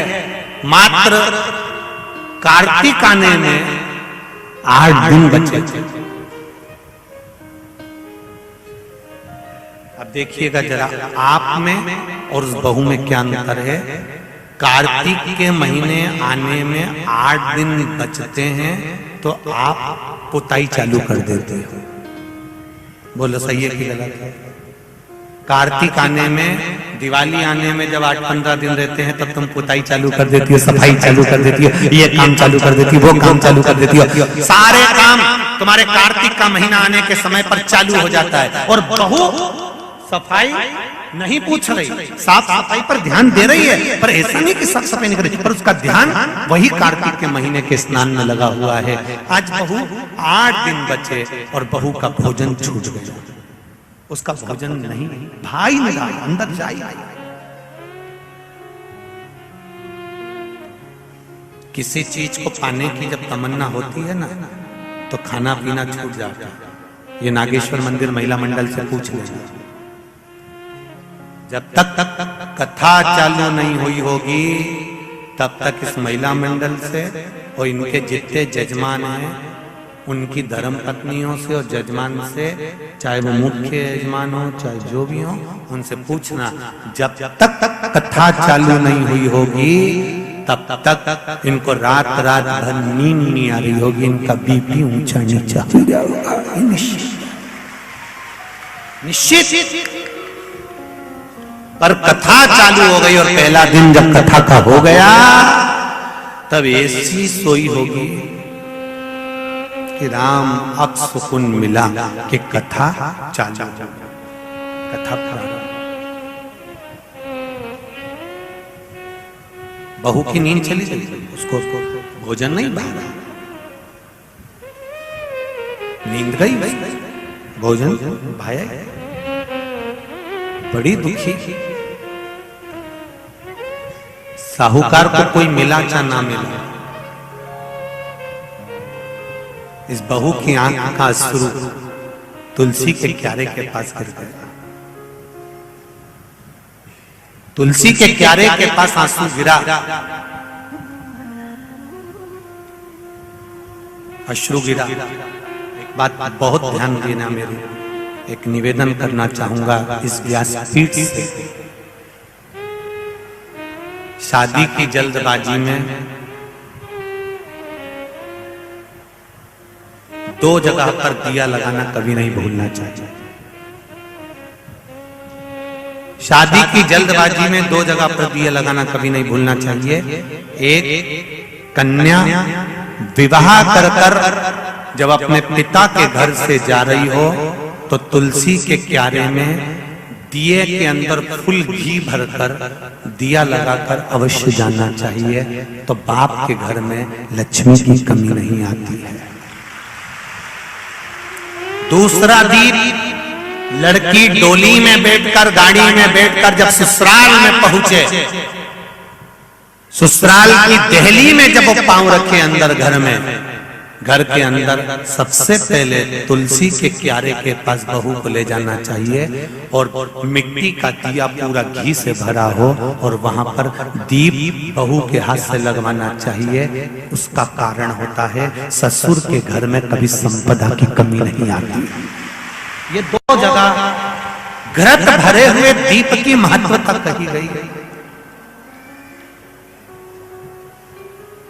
और हम इतने विचित्र हैं कि महिला संगीत के चक्कर में, माता पूजन के चक्कर में सारे फंक्शन के चक्कर में, मेहंदी और हल्दी के चक्कर में हम जब घर के भगवान को ही भूल जाते हैं तो दिया कौन याद करेगा? बोलो सही है कि गलत है? घर के भगवान को भूल जाते हैं महिला संगीत के चक्कर में। हम थोड़ा सा घर के चक्कर में भगवान को भूल जाते हैं कि हमारे यहाँ मेहंदी हो रही है, हमने भगवान को बिठाया मेहंदी में। हमारे यहाँ हल्दी का कार्यक्रम हो रहा है, भगवान को बिठाया हल्दी के कार्यक्रम। महिला संगीत में भगवान का सोफा लगाया तुमने, एक सिंहासन रखा भगवान का, तुम सब तो बैठे थे, भगवान के लिए भी एक जगह रखो कि भगवान मेरे घर का यहाँ बैठेगा, वो देखेगा, उसको बिठाओ। नहीं, तो हम दिया कहां याद रखते, पर नियम बना दो। भीकन गांव की इस पावन धरा से जितने लोग आस्था चैनल पर कथा सुन रहे हैं, जितने फेसबुक यूट्यूब पर कथा सुन रहे हैं, एक नियम बनाओ कि घर से बेटी ससुराल कर जब विदा हो रही हो तो पहले घृत का भरा हुआ दीप तुलसा महारानी में लगा होना चाहिए, और जब बहू घर में प्रवेश कर रही हो तब माटी के दिए में घी भरा हुआ और वो घृत भरा हुआ दिया तुलसा महारानी को लगना चाहिए। ना बाप के घर में पैसे की कमी होगी, ना ससुर के घर में कमी होगी, संपदा बढ़ेगी। पर दिया कैसा होना चाहिए? उसमें घृत पूर्ण भरा, भले घी झलक रहा चले पर घी खाली नहीं होना चाहिए, घृत की पूर्ण।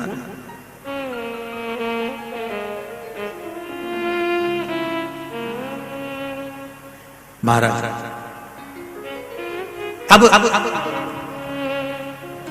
बहू की आंख का शुरू झलका, तुलसा महारानी की कुछ कृपा, देवर्षि नारद ने एक साधु का रूप धारण करा। साधु का रूप धारण कर देवर्षि नारद जिस मार्ग से साहूकार जा रहा था उसी मार्ग पर एक वृक्ष के नीचे जाकर बैठ गए।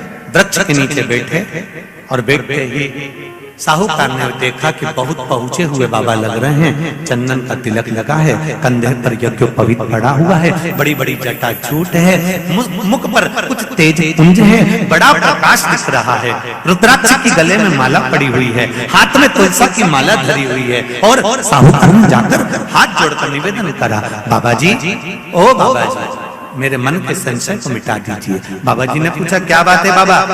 साहूकार जी बोले मेरे बहू के मन का संशय है, नारी जब कार्तिक के महीने का स्नान करती है या माघ महीने का स्नान करती है या वैशाख महीने का स्नान करती है या चैत्र महीने का स्नान करती है, नारी जब पूर्ण एक महीने का स्नान करती है तो बीच में जो रजस्वला धर्म आ जाता है, नारी 5 दिन 7 दिन जो काम नहीं कर पाती है वो रजो धर्म के समय पर, रजस्वला धर्म के समय पर उसका 1 महीने का नियम खंडित हो जाता है। तो वो खंडित हुआ नियम पूर्ण कैसे हो उसका वर्णन आप मुझे बता दीजिए। वो नियम मुझे बता।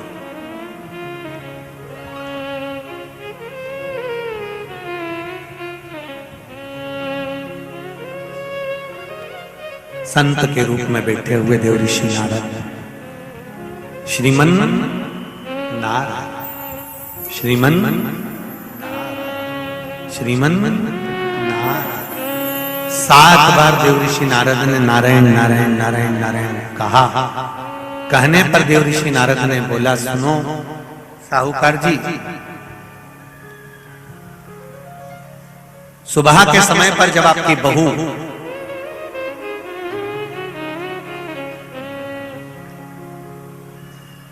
मंदिर की ओर जाए तो उसको इस मार्ग की ओर लेकर आना। मैं आपको ज्ञान उपदेश दूंगा और वो ज्ञान उपदेश आप बहू को श्रेष्ठ दे पाए ना दे पाए, वो बहू सम्मुख में बैठकर सुनेगी तो उसको प्राप्त होगा। ये देखो वही कथा आ गई। आप खाओगे आपका पेट भराएगा, आप सुनोगे आपका कल्याण होगा। बेटों बेटियों को लेकर आओ, बहुओं को लेकर आओ, बच्चों को लेकर आओ, उनके सुनने से उनका साहूकार घर गए, बहू से कहा, बेटा एक संत अपने गांव में आए हुए हैं और वृक्ष के नीचे बैठे हुए हैं, चलो आप चलकर उनसे अपने प्रश्न को कर लो।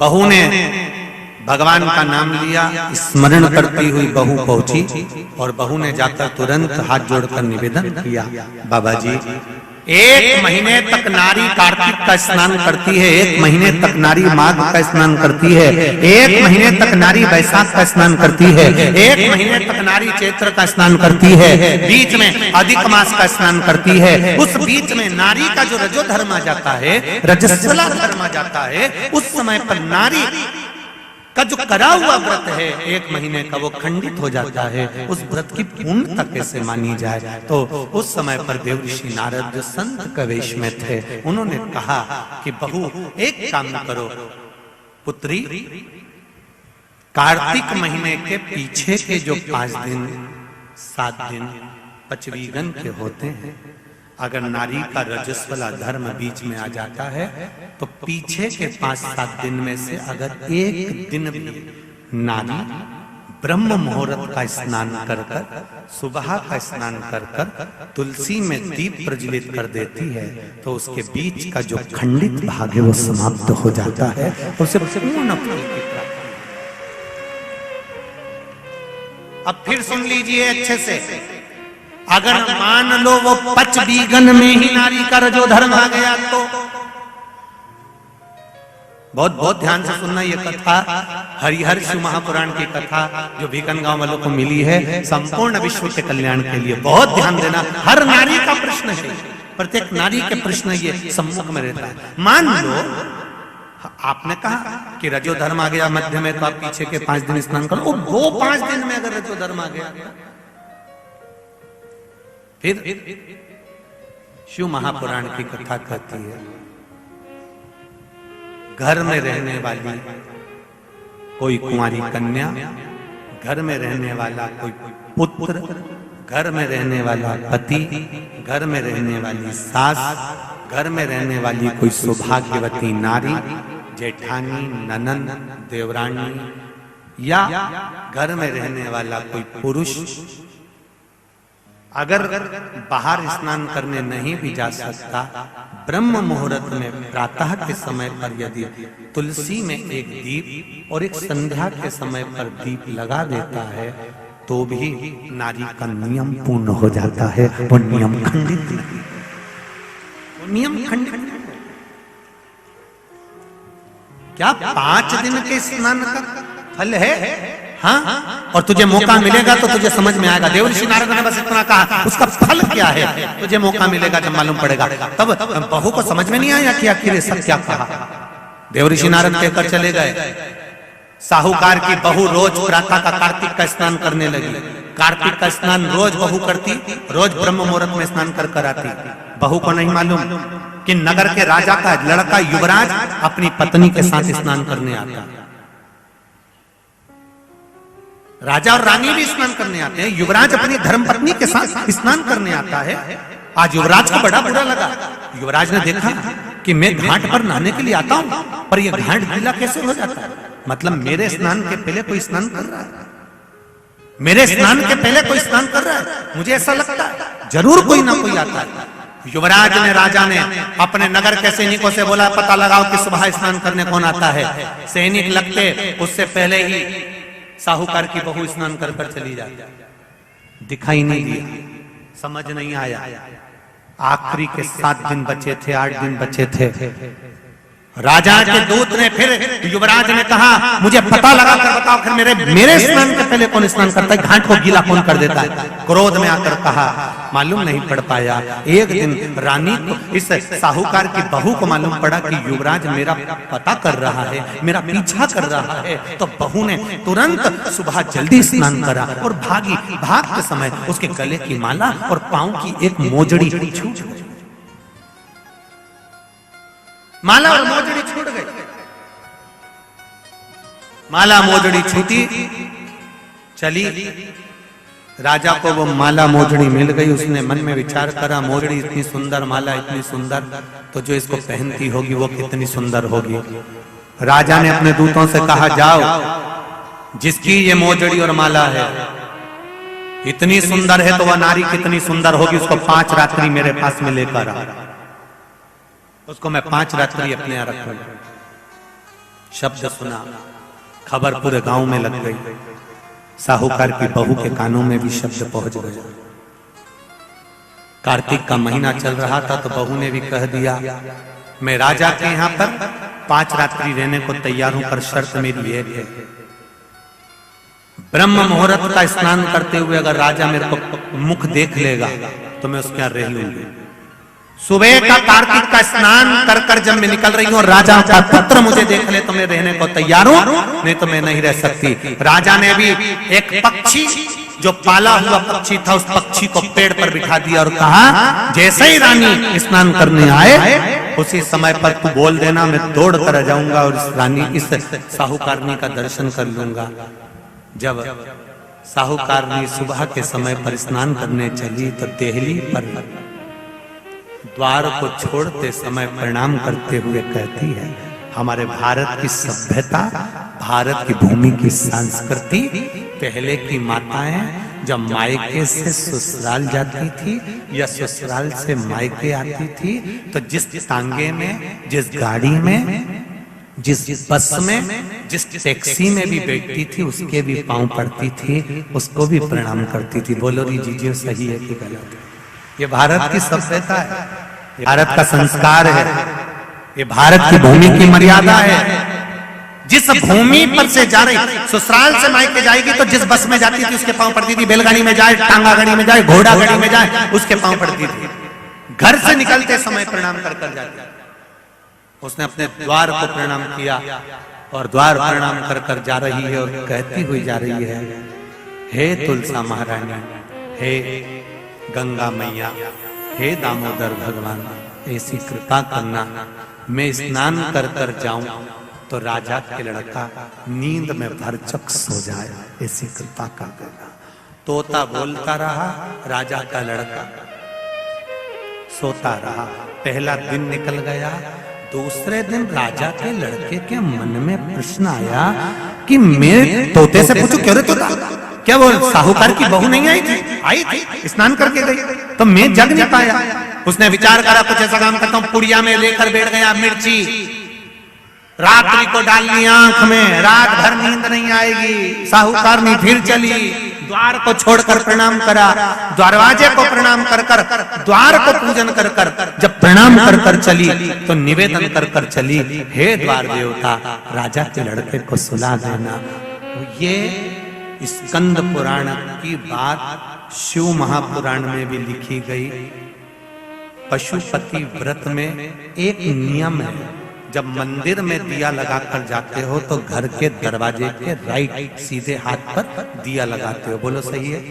सीधे हाथ पे दिया लगाने का महत्व क्यों है? क्योंकि हम मंदिर से चलकर जब आते हैं अपने घर के सीधे हाथ की ओर जब दिया लगाते हैं तो भगवान से निवेदन करते हैं कि मेरा ये द्वार है और आपके भरोसे पर है, आपको संभालना। एक पत्र आया है, उसको देखिए।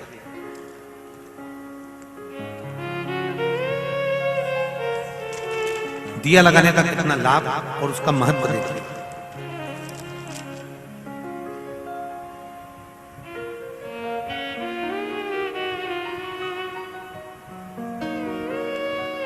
मेरा नाम सरला सेठिया है, मैं मध्य प्रदेश में खेतिया से आई हूं। कहीं बैठी हूं तो हाथ हिलाइए, कहीं बैठी हूं तो दोनों हाथ अवश्य हिलाइएगा, जहां कहीं भी बैठी हूं। अच्छा आप उधर हैं, दोनों हाथ हिला दो। श्री शिवाय नमस्तुभ्यम, श्री शिवाय नमस्तुभ्यम। मेरा नाम सरला सेठिया है, मैं मध्य प्रदेश के खेतिया से आई हूं।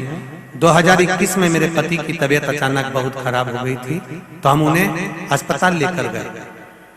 डॉक्टर ने रिपोर्ट निकाली और बताया कि इनकी किडनी में 14% ही काम कर रही है किडनी। डॉक्टर ने दवाई दी और 1 साल तक दवाइयां चलने का बोला। और फिर एक दिन मेरे पति की तबीयत वापस अचानक बहुत ज्यादा खराब हो गई। हम उन्हें तुरंत अस्पताल लेकर गए तो डॉक्टर ने बताया कि उनकी किडनी काम करना बिल्कुल बंद कर दी है। हफ्ते में 2 बार डायलिसिस चालू करना पड़ा। हफ्ते में 2 बार जैसे डायलिसिस करना पड़ेगा, हम उनको हफ्ते में 2 बार डायलिसिस करवाने अस्पताल ले जाने लगे, किंतु उनके स्वास्थ्य में कोई बदलाव नहीं आया। डायलिसिस तो चालू हो गया पर बदलाव नहीं आ पाया। जब उनके स्वास्थ्य में बदलाव नहीं आया फिर मैंने भगवान शिव के 5 पशुपति व्रत करना प्रारंभ कर। 5 पशुपति व्रत करते करते मैंने नियम बनाया कि मैं सीहोर जाऊंगी और रुद्राक्ष लेकर आऊंगी। सीहोर आई, वहां से रुद्राक्ष लेकर आई और मैंने 5 पशुपति व्रत जब करती, एक दिया अपने दरवाजे पर लगाती और भगवान से प्रार्थना करती कि इनका डायलिसिस बंद करवा दो। सीहोर पहुंची, रुद्राक्ष वितरण बंद था, वहां पर जाकर निवेदन करा कि स्वास्थ्य खराब है, एक रुद्राक्ष दे दो। तब वहां के कार्यकर्ता ने एक रुद्राक्ष दिया। वो रुद्राक्ष का पानी शिवजी को चढ़ाती और इनको पिलाती। भगवान की कृपा से एक बेलपत्र रोज खिलाती और आज धीरे धीरे स्वास्थ्य ठीक हो गया। उनका डायलिसिस पूर्ण तरह से बंद हो गया है। धोख लगाने के लिए हम लोग यहाँ पहुंचे हैं, उनका डायलिसिस बंद हो गया। बैठिए, हर हर महा। उनका डायलिसिस पूर्ण तरह से बंद हो चुका है और अब वो ठीक हो गए हैं। डॉक्टर बोल रहा है कि इनकी किडनी ने काम करना प्रारंभ कर दिया। कई माताओं ने अंदर भी पत्र भेजे कि गुरुजी आप रुद्राक्ष बढ़वाइए। हम मना नहीं है रुद्राक्ष देने के लिए, रुद्राक्ष तो है ही औषधि। और कुबेरेश्वर धाम का रुद्राक्ष तो हम पहले भी कहते हैं कि वो औषधि के रूप में है। बस प्रयास हम भी करते हैं पर व्यवस्थाओं के कारण वितरण नहीं हो पा रहा है। इसलिए अगला जब रुद्राक्ष उत्सव फरवरी के महीने में जब आएगा तो पूर्ण प्रयास रहेगा कि 7 दिन में जितने लोग आएंगे उस समय पर उनको मिल जाएगा भाव भक्ति से।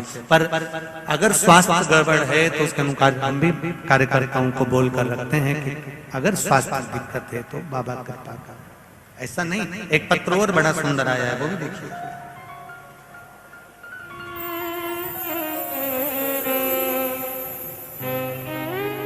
लड़के का फोटो भी लगाया उन्होंने, देखिए। फोटो में कैमरे वालों से कहूंगा कि इस बालक का फोटो भी अवश्य दिखाएं।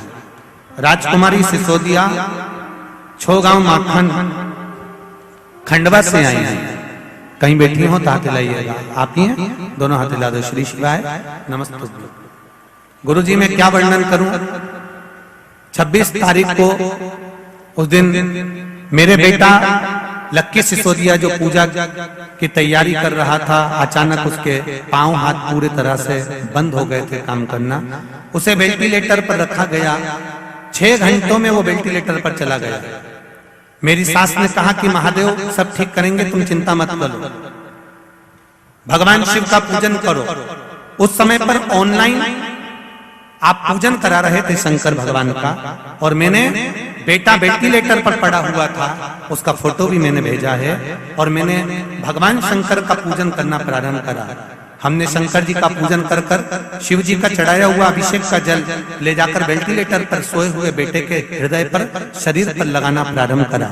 गुरुदेव डॉक्टर ने इसको एक बीमारी GBS वायरस के नाम से जानलेवा बीमारी बता दी थी। बाबा की कृपा से हमने, डॉक्टर कह रहा था ये 6 महीने तक वेंटिलेटर से नहीं उठेगा और 2 साल तक चल नहीं पाएगा। गुरुदेव आपने जो अभिषेक करवाया था उस अभिषेक के जल से मेरे बेटे के शरीर पर लगाया तो दूसरे दिन ही उसको आराम लग गया और मेरा बेटा चलना भी प्रारंभ कर दिया। उसकी सारी जांचें अच्छी आई है। ये फोटो भी लगाया है और पत्र भी। बेटी बहन श्री शिवाय नमस्ते। ये शिव है ओ घड़ी दयालु। बहू ने नियम ले लिया कि दिया लगाने से पहले बहू जाती, सुबह प्रणाम करती द्वार को, और द्वार को प्रणाम करने के बाद वहां से निवेदन कर कर जाती है, दरवाजे पर से प्रणाम कर कर जाती है।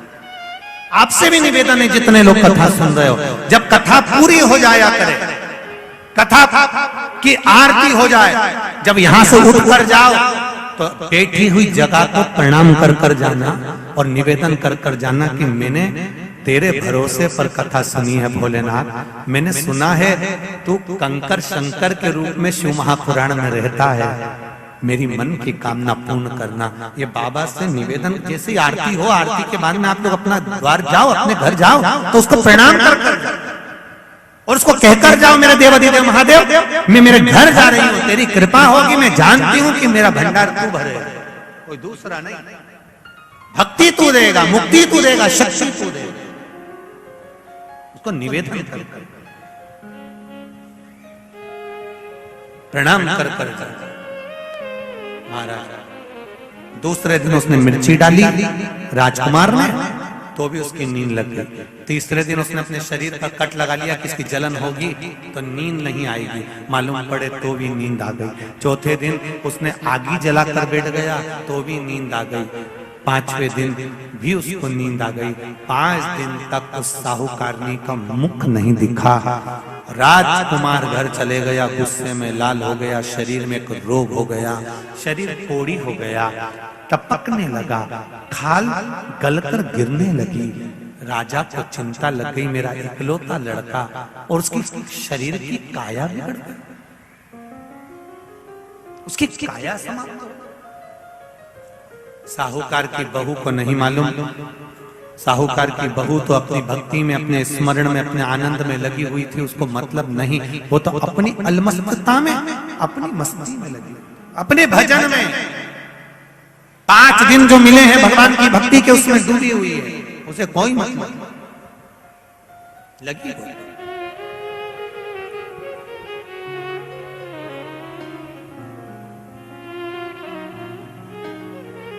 तुलसा जी का आराधना करे, तुलसी जी का पूजन करे, तुलसी जी का स्मरण करे, राजा के शरीर में।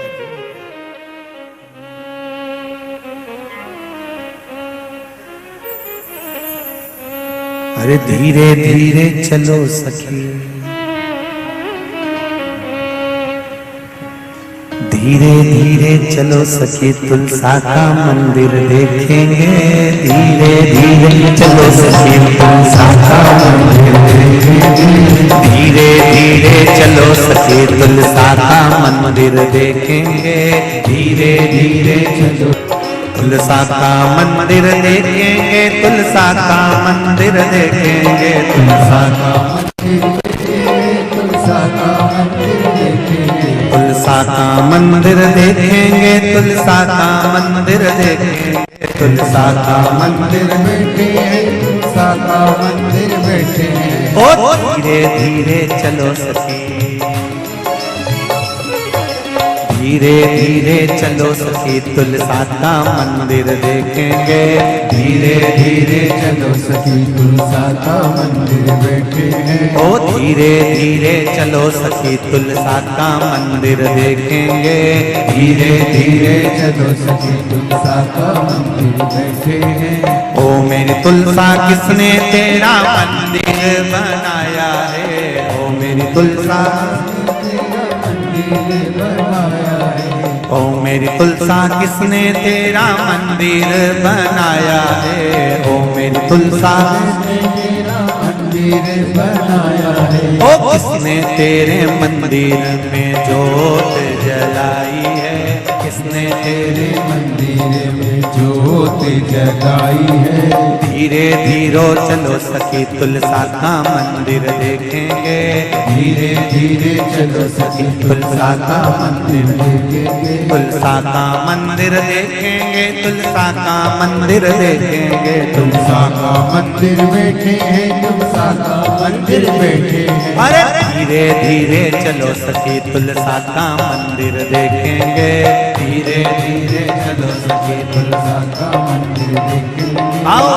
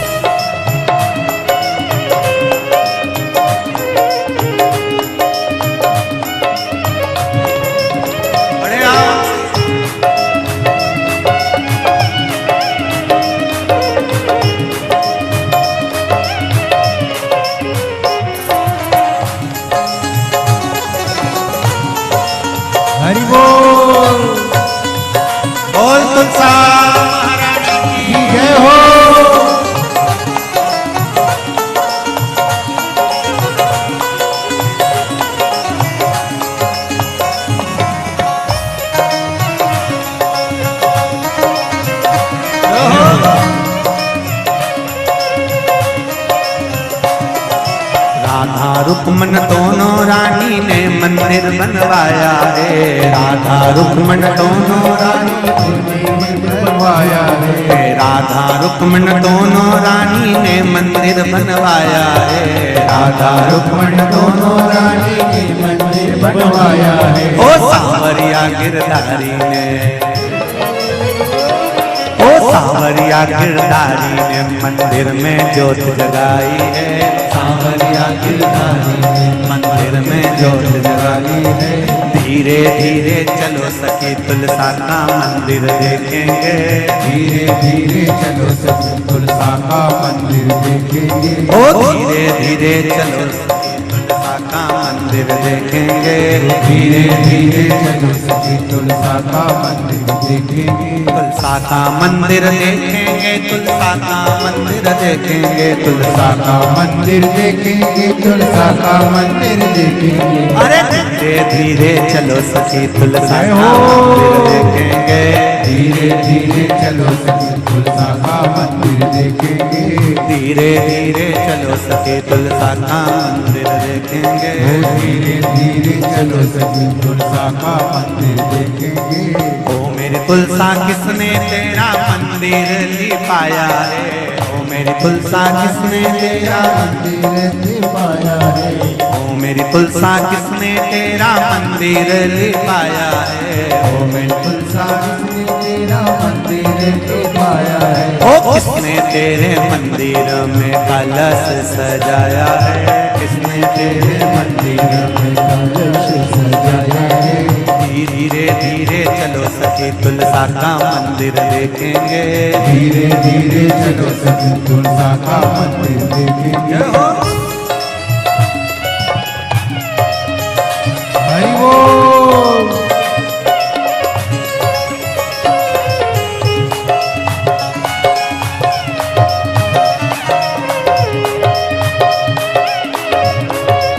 शंभो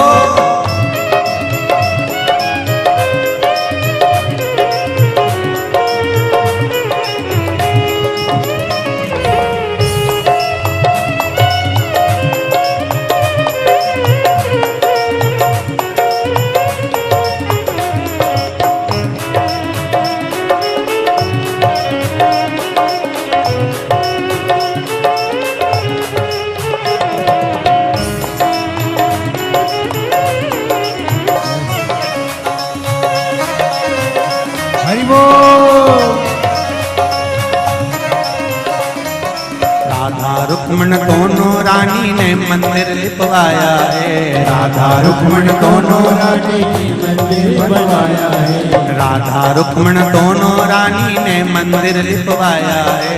राधा रुक्मण दोनों रानी ने मंदिर बनवाया है। ओ सांवरिया गिरधारी ने, ओ सांवरिया गिरधारी ने तेरे चौक पे कलश सजाया है। सांवरिया गिरधारी ने मंदिर में कलश सजाया है। धीरे धीरे चलो सखी तुलसा का मंदिर देखेंगे। धीरे धीरे चलो सखी तुलसा का मंदिर देखेंगे। ओ धीरे धीरे चलो सखी तुलसा का मंदिर देखेंगे।